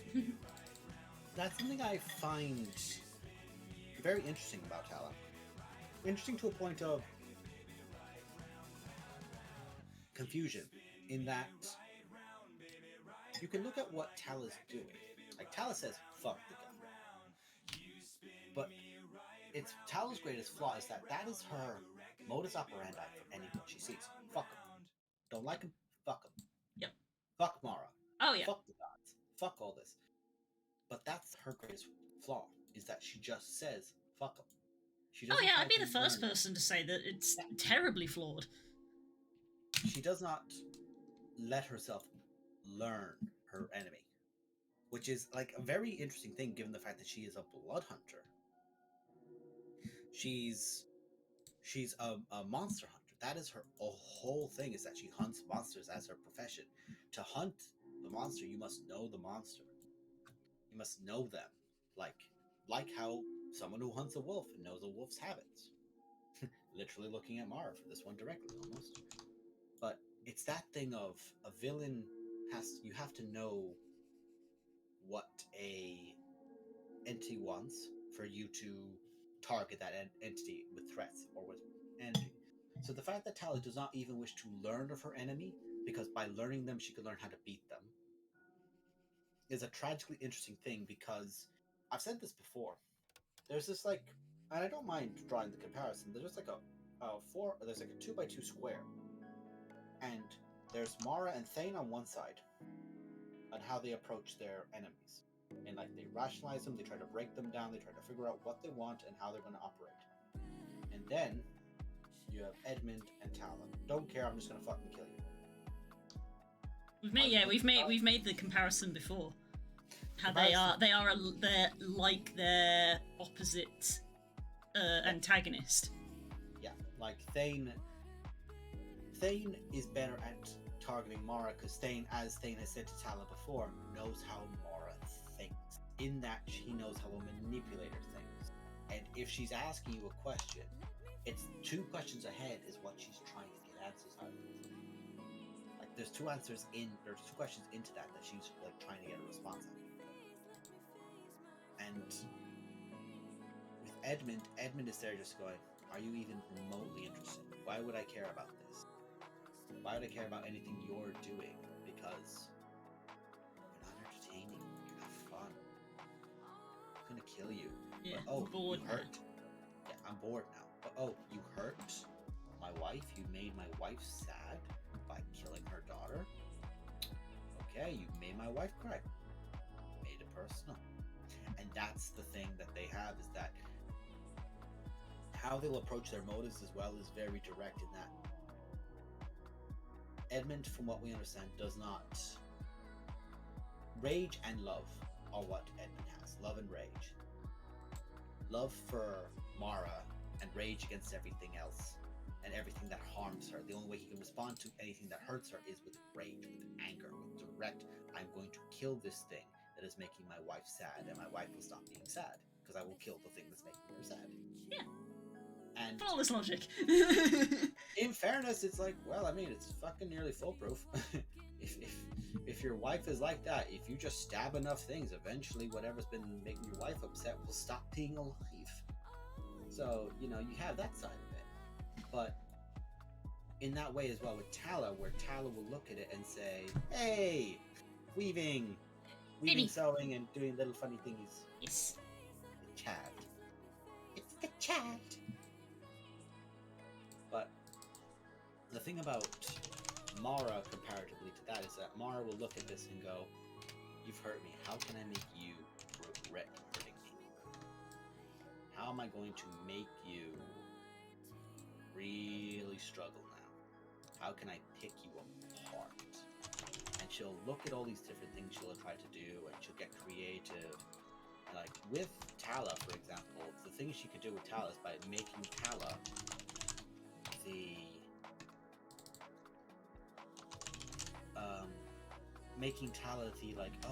you could become the avatar of this god. You could be the possessed body that this god is going to use to destroy the people you love.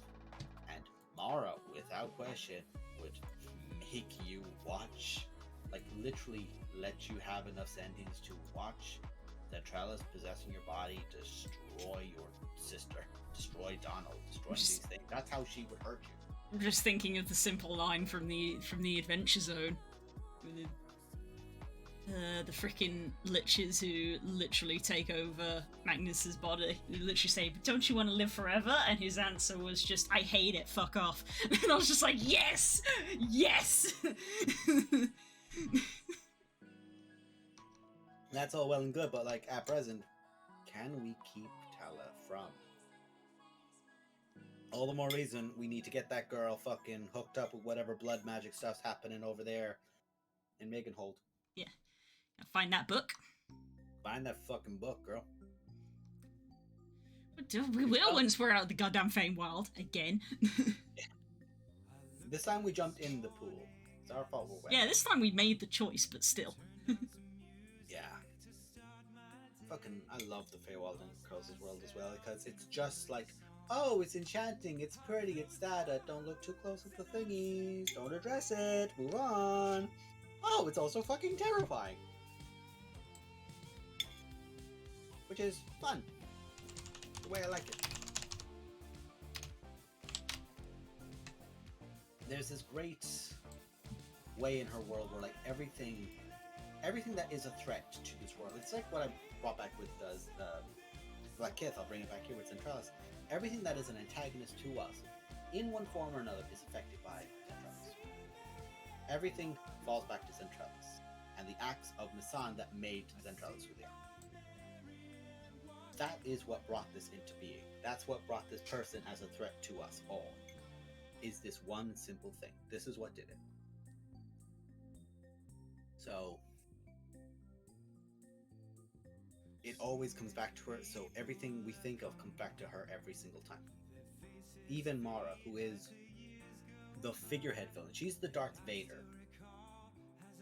In the analogy of the one behind the scenes is the one with the power, she is the Darth Vader to the Palpatine, except she's the Darth Vader who's also gaining the power of Palpatine, and Palpatine can't stop it. In the way of, I believe that she's taking power from Zentralis, even if Zentralis doesn't want to give it. And that's a developing thing throughout it further and further. And I love that. I love that there seems to be this kind of thing where, like she tried to do in my headcanon, what she tried to do with Tala, she's trying to do with Zal now. Where she's trying to reach out to get help. It turns out being so bullheaded has advantages. It's like, oh wow, you actually are too stubborn to corrupt. Gee, fuck. Believe me, they were doing very well with corrupting you. It took your boss beating the shit out of you to go, fucking wake up, woman. That's my own issues. Yes, it is your own issues, but they were playing on them again. The villain knew your weaknesses and were grossly exploiting them. It's fine. This would be like if someone literally like dropped someone they wanted to protect straight in front of him in a fight and going, I'm going to keep stabbing this person, and because I can't hit you in a melee, that's fine, but I know you're not going to let me stab them, so you're going to get hit instead. So every time Thing's going to use his reaction to protect that person is fine, because that's every time this person gets to stab him for free. That's just a martial example of it, but there's plenty of other ones of, oh, you can definitely play on that boy's emotions. He's got plenty of, We all got emotions, boy. It came through your backstory. Did it ever. Fuck, if Thane ever found out I wrote his backstory, he'd beat me to fucking death. Oh, you know I would be long dead. They wouldn't hear me scream. No, Tala would make you scream. No, but unfortunately she'd have to contest with Damara. Oh, that'd be an interesting fight. Damara versus Tala, and they're both just trying to kill me. Oh yeah, like a kind of pseudo MacGuffin encounter where it's like, okay, here are two masterclass assassins in the world, both want to get the MacGuffin and leave with it. In this case, that's killing you, or proof that they've killed you. And it's a case of they're chasing you constantly, but they keep inadvertently making the other one fail, because the only way they win is if they get the killing blow. So they have to stop the other person from getting the killing blow. And that goes further and further and further and has more fun and fun and fun. Thane's just sat there like amongst like my list of NPCs, but none of my other player characters. It's just like Hadrian is in the corner. It's like, you're just a big angry tree dad. Like, would you like a blueberry? Oh sure, I would. I love that with all the shit. I love with all the shit going on with all of our characters. There's literally just Hadrian and Sarah sat in the corner having a tea party together, just like, this is fine. This is fine. We don't need to talk about this. If Hadrian, if it got brought out that, like, that's something I'm kind of sad that it happened, that Nemo did kind of go, by the way, you're a dragon. It's like, you know, he apologises profusely. It was an accident. He does. I know. It was very much a slip of the tongue on his part of like, oh, we're just talking about Blue. Oh, she told you this. No. There's a very specific reason I'm very careful. So, Blue, what did you tell everyone about Damara today? Oh, okay, so I know where I stand. That's fine.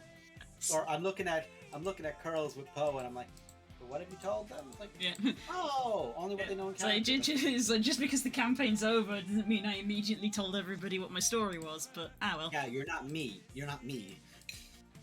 It's because I would've found I that- recycle. Yeah. It's like me with that, where I would have found it very interesting to see what would happen if Hadrian found out that she was actually a dragon. Because, of course, Hadrian hates dragons. All dragons. Because, of course, I think me slurping this came through on your mic. What? It can't have done. My headphones aren't that loud. Could have sworn I heard a... Anyway.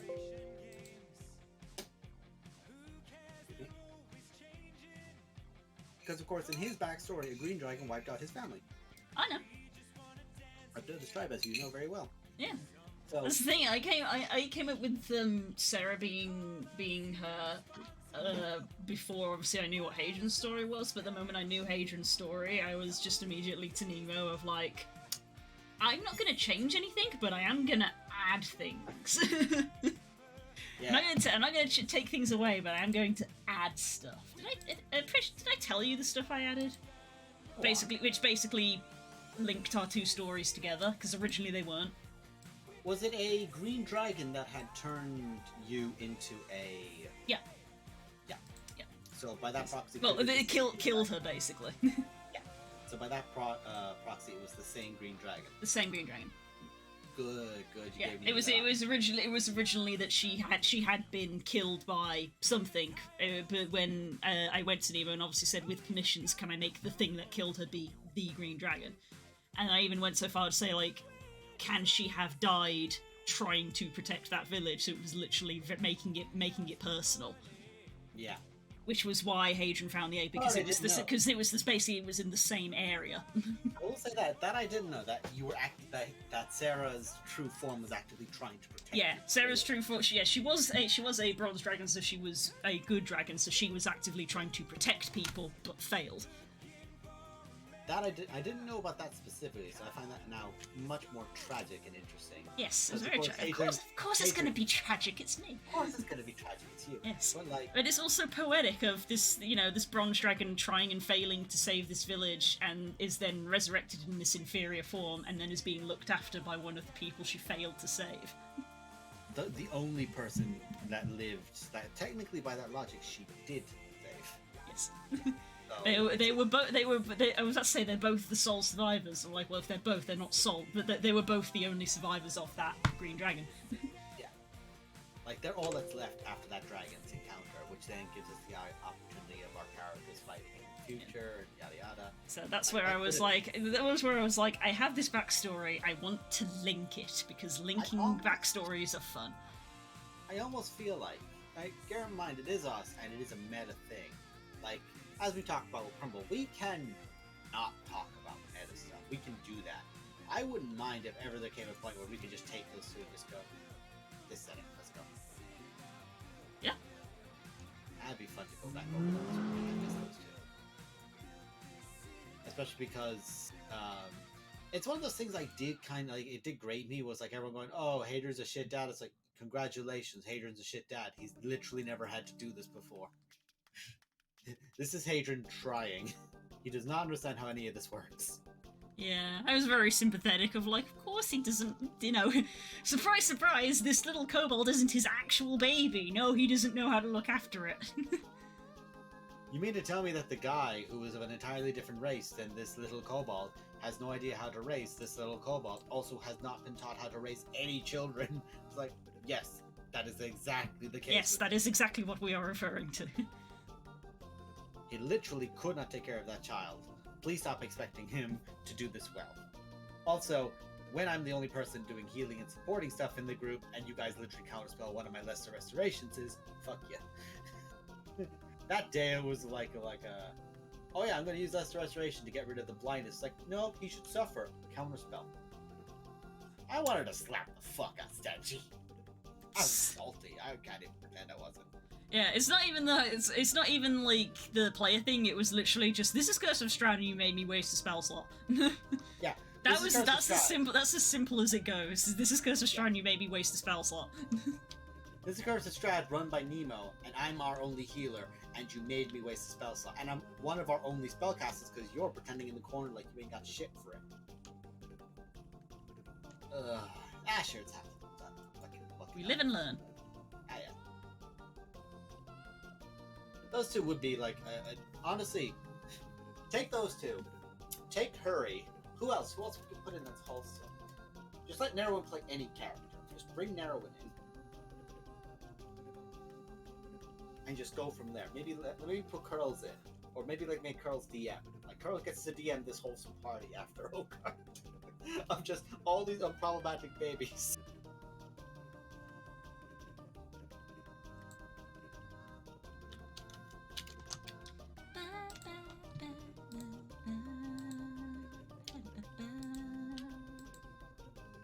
That would be, yeah, I do keep thinking back on it more and more, is that would be so fun to think of just like Hadron getting angry, because of course Hadron feels like I've literally raised my killer. You know, that's where Hadron's head is, of like, this is Yeah, the person I've thought so much about just the sadness that would happen in the realization, because Hadrian, at least the impression I got was that he didn't really know how to differentiate between dragon colours, he just saw dragons. And I just envisioned, like, just the sadness in the scene of just being, oh god, it breaks my heart. Sarah just, like, wanting to almost like away from me! Yeah, Sarah just like wanting to almost like thank him or even like apologize to him, and it just met with that of just like being treated of this monster. It just feel like so heartbreaking. Also entirely in character for both of them in that he has no reason to trust her right now because she's a dragon. Had this just been her plan the whole time, to just use me to gain her powers while she's reincarnating herself? Am I literally just here to do this for her, to serve this purpose, and then she's going to kill me when she's done? Like, where does his head go? Because he was manipulated by a green dragon. The clever manipulator bastards. Like, that's some shit, like. I know. Like, even when it was like a silver dragon on the plate, Hadron did not trust it. And that's like the, oh yeah, gold dragon can be a pompous asshole, but everyone loves the silver. And Hadron's like, no. Yeah. Like silver. It's like, oh, fuck. And the entire time, Sarah's just like, ooh. Shiny thingy, I want to see what it is. And Hadron's like, no, don't touch it. Has wings. And literally, you know, I've still got the file saved of when Nemo was like, "Oh, send me a picture that like they drew of their childhood imaginary friend." And of course, she holds up a picture of a dragon, and it's like, "Huh? How do you know what a dragon looks like?" Yeah. There's this fun like notion as well of like, I remember Hadron getting a dream where Sarah is like either running to or like being watched by a green dragon. Like, I remember that dream very specifically. Of course, I think at that point, you already knew about it. You had already talked about the connection. Yes. So, like, yes, that was a I'm gonna stare silently at the camera and try not to make any giveaway expressions. Yeah. And then you just like have this thing of like, I have to look at the entire guys and go, lads, everyone head up, I'm about to scream. My character's about to scream because of course he's about to scream. And he just screams out Sarah, kicks down the thing, and is literally like, everyone in the building's awake. Everyone, like a furball, a giant, is literally stomping through, screaming for his child. And that notion of how immediately like, no, this is my child, I have to protect this child. That eventually turning, I'm like, imagine if it was the green dragon that revealed it. And it's like, the green dragon does things or says things to be like, oh yes, this was clearly my plan, and they're clearly working with me. We both betrayed you. And she's like, no, you wouldn't. Don't believe him. Is it one thing that I liked saying because it was kind of like a red herring to sort of throw people off a little bit was Sarah dreams of the sea, because obviously we had Marin in the group.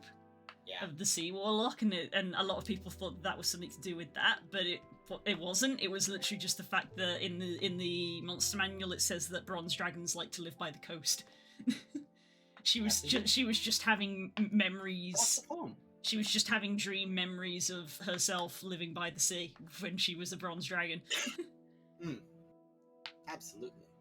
And that's a really fun and interesting thing then to look at, is like this character, like, who was so attached to the sea, literally was reborn in, like, so far away from where they should have been, a place where they really didn't belong or shouldn't have had to have been. No, that's the thing. I believe this is me paraphrasing like a page that I obviously read several years ago. I haven't read the Bronze Dragon page in a long time, but again, because I love my dragon lore, I read into it and I was like, oh, I want Sarah to be a dragon. What kind of dragon is she going to be? Because obviously, when I designed her, when you look at her, you just have to look at her and look at her next to a bronze dragon and go, oh, that's just a bronze dragon as a kobold.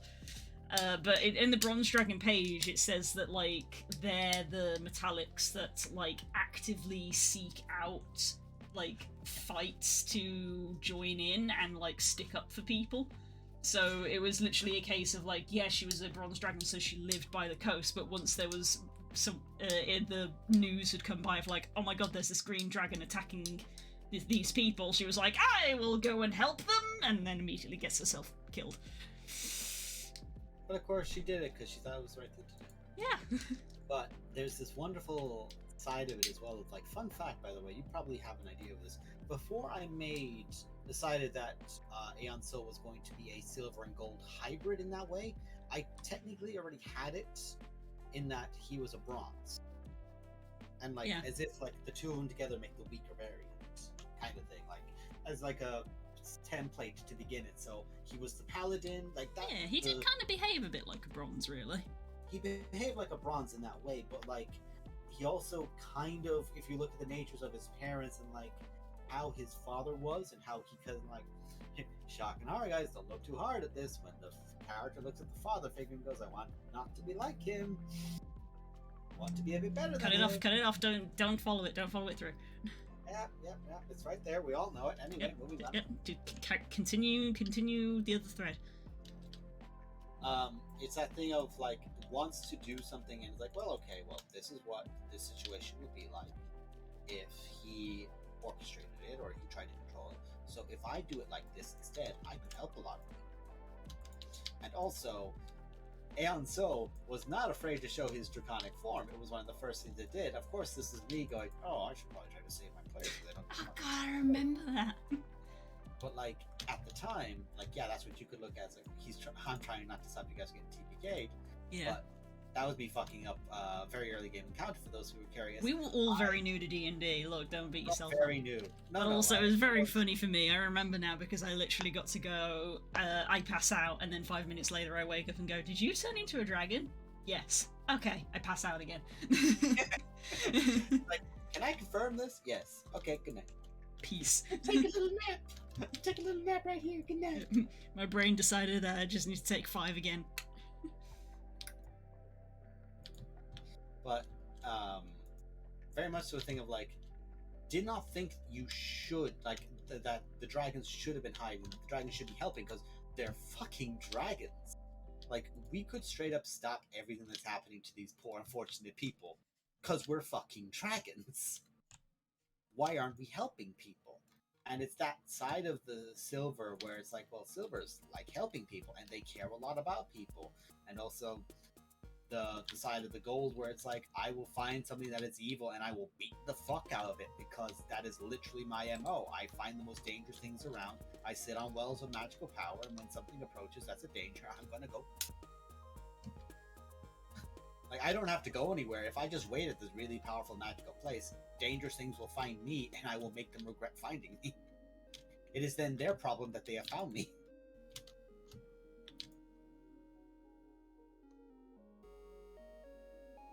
But he didn't want it to be a thing of just whatever, just sit around, let all these people do this for you, they're beneath you, they're just servants in some way. And he's like, oh, these are my friends.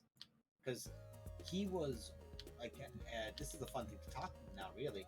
He grew up, like, from what is essentially most of his young adults, or his young dragon stages, was spent with the D&D party, the Hellwalkers. Mm-hmm. That's where he had most of his formative years. So his formative years were around a bunch of people who were adventurers, like especially Guan Chi. Guan Chi, by his logic, is like a Varus in the way of realized what was being played in the game and decided to try and change the rules of the game for the betterment of people. But because of the way Galgaron made it work out, he became the villain of the narrative, because Galgaron was not going to let it just be him having his fun. It's like, no, you're the villain now. You're going to be the bad guy. They're going to hate you because that gets you away from me. Because Galgaron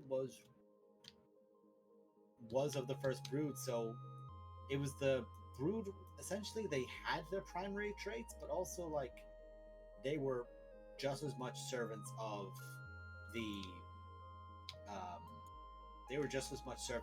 Bahamut as they were Tiamat, in that the first brood are literally their children. Mm. So that's where that draw-in comes from, where they're like, well, you're kind of stuck in that both of these guys have control over you in some way, and when you lean too much to one side, the other side benefits, so on, so on. So, Bahamut, the more, like, for example, Tiamat had no control over Ansel in any way, shape, or form. He was straight up too good a soul to be. And firstly, he was a paladin of Bahamut as well, but he was too good a soul to be corrupted by her. In any way, Too good for this world. Too pure. Yeah, literally just the best boy. Like Aeon Sol, if Aeon Sol ever encountered Okar, he would look at Tala for 5 seconds and go, "You fucking hate me, but I don't blame you for it. You don't even want my assistance. How about you just aim me at something you want me to smash? Do you want to point me at someone? You got anyone you want me to beat the shit out of for you?" And she just has to like, actually, very aware of the powerful dragons in the setting.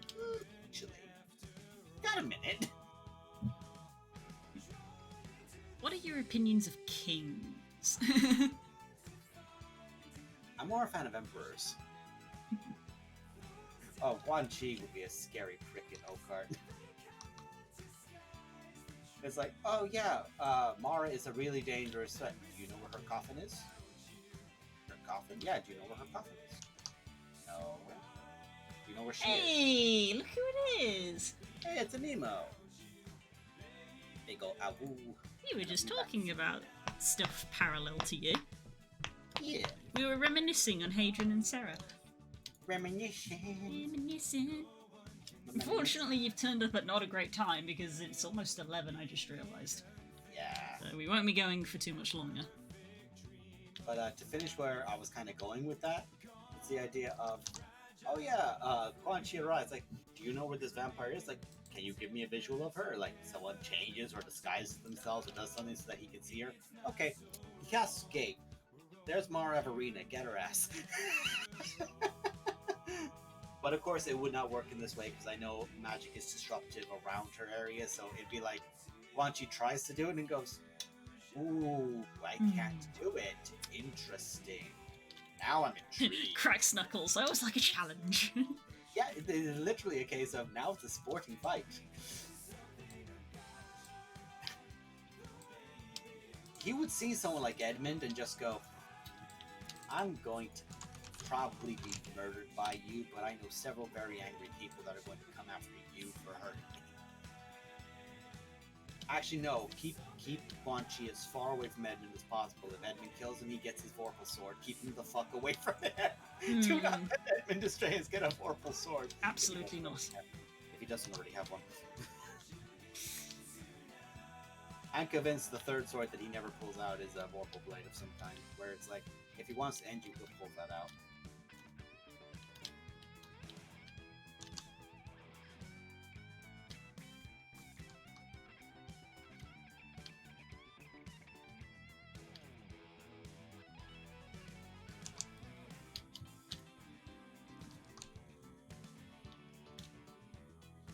Talking about me behind my back, that implies that you have a back, Nemo. I thought you just had, like, multiple eyes.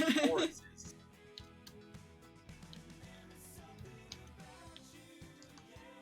I guess I don't have a spinal column.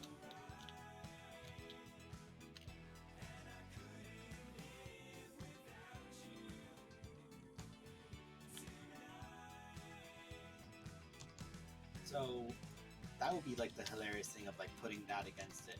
But like, I don't think there's. I've talked to girls about this before. Someone like Quan Chi would be like Flickith would be like a thing that could challenge Zentrellis. And like I've said it before, like put the couples against each other that have been through hell and found love together. Put Gregor and Nezinar against Mara and Edmund, and it's like all well and good right up until Edmund and Gregor go anime mode, and it's like, okay, good luck to Mara and Edmund, or Mara and Nezinar. It's like, Nezinar, how do you win this fight? I just survive. I just hide. I just survive. That's all I'm doing, is I'm just avoiding.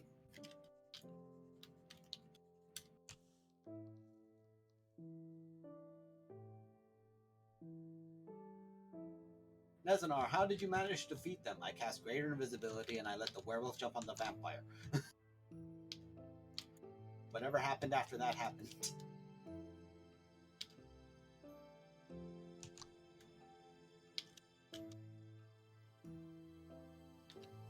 Lol, imagine having it back. I was actually just thinking about the camel when you met the camel there. God, that fucking camel. That camel was just like fucking Strahd in disguise or some shit like that. Just like shit was like, no. Just a camel. Just a regular camel. Do you want to buy something? Yeah. I fucking love stupid concepts like that.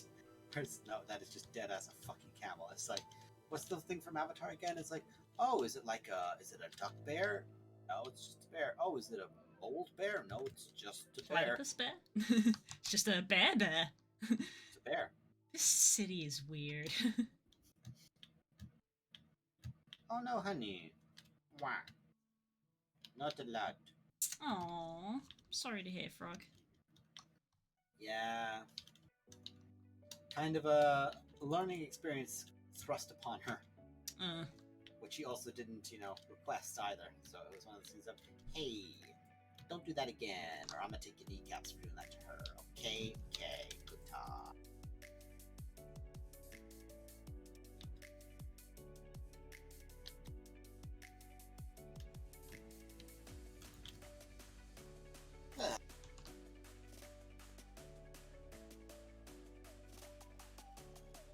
I've also memed at girls before about the idea of like anyone meeting Gregor from Oakheart would just be like, okay, we're not throwing you at the enemy because if they corrupt you, we're all fucked. But also you are like a werewolf who's just like away from our order, and you're just a corrupted monster, and you are literally a man-eater. You should probably be killed. And Gregor just stood there going, shame, I liked it here. And then it's a mess. And the very important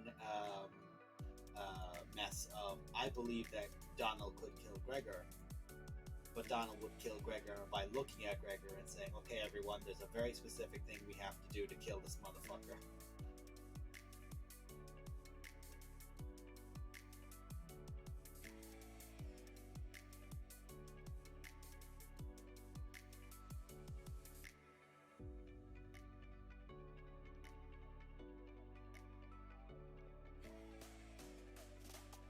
Honey, you're the best artist I know and I love you. Yeah.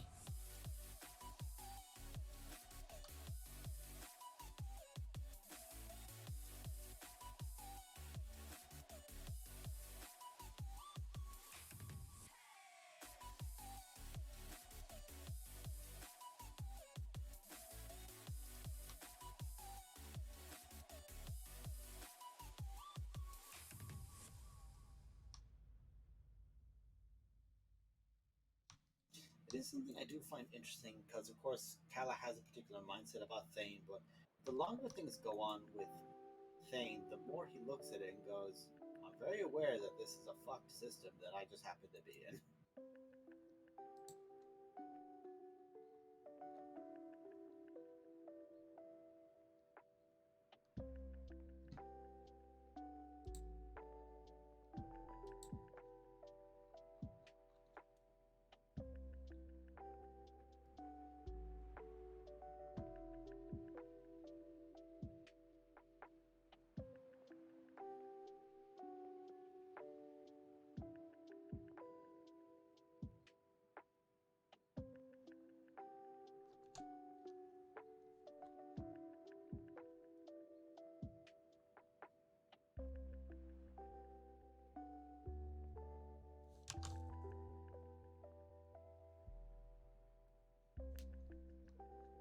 think I was like saying something and I entirely lost it. Sorry, but the more things going on with Oakheart, the longer it goes on, the more he's gone from like, oh yeah, insufferable religious guy to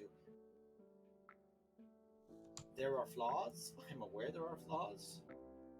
Let me work on it. No, I did say that. I'm just forgetting that I said that. Damn. So. Yes. Need to go to sleep. To be fair, we are past 11, so maybe we should end and go sleeping. Gonna take a little nap. Sleeping.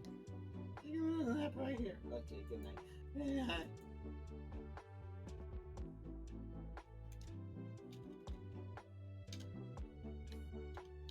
With that said, guys, we are probably going to go to bed. We should, Blue, stop and go to bed.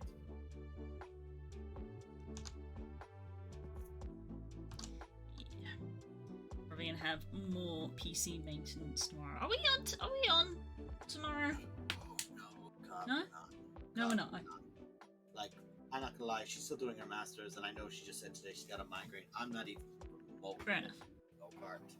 Like, I'm fine with that. I'm also gonna do Oakheart pop. I'm gonna like carte blanche it, like probably until I'm back in June, after June. That's fine. I'm fine with having an extended break for a while. I meant to post on this today, so I'll probably post it there when we finish up. Like, hey, extended break. And I find it odd. We always have our well, I don't find it odd. I mean, we have a perfect example of why with the fact that we have someone doing a fucking master's degree. But the way everything goes with it, it like always comes a hey, we're moving on. We're got to take a break for this period of time. And there's like a chunk in the middle of the year where we just don't do anything. Which is fine. Honestly, it's healthy. Like we don't actively say like, oh, we're just gonna have a break for the sake of things, but really we should. So, you know, this is just a very well timed, like, you know, it happened with Blood and Sand where you got so burnt out where it was like you just need to take a break for several months and not do this. So it's kind of like that, where the world is just enforcing it on us. Even though we haven't scheduled that we're going to take a break, it's like, let's just take a break. Take a break. If you don't schedule your maintenance, your machines will schedule it for you. Basically. So that is kind of what is happening. So cool. Yeah. So maybe I'll stream something else. I don't know, because obviously the boys are in peak Minecraft mode again. Yes. We've now moved on to mod pack number 5. Minecraft number 5. Give it up for Minecraft number 5. I feel like this one might be somewhat more permanent because they decided to go screw it and literally went for a mod pack that is called All the Mod 7. Because all of the mod packs that we went through this last 2 weeks have just been like, they're okay, but then kind of missing a few things that we want, or they're a bit dull. So now I think the general consensus was like, screw it, just go for the mod pack that has everything. Yeah, that makes sense. So that one may get streamed. Yeah, I had a break for several days because of my birthday. So I feel like maybe I need to get back to doing a little bit more artwork, so who knows, keep it on my Twitter, you might see some daytime art streams. Hell yeah. Because, let's be honest, I do like to do my gaming, but I try to withhold myself to do gaming in the evening, so it might be daytime art, evening gaming, we'll see. See what happens. We'll See what happens. But for now, we're going to end the stream here, probably going to go make a cup of tea and wind down for the evening. So, thank you very much, everybody, for tuning in. Thank you, Das, for keeping me company while Curls is busy working. I did it again. Yeah, we wish her the best of luck. We shall see you next week for the regularly scheduled art stream. As I just said, there may be impromptu sessions. Follow me on Twitter to find out when they are happening. Hell yeah. Take care, everybody. I love you loads, and we shall see you soon. Bye-bye. Bye-bye. Love y'all.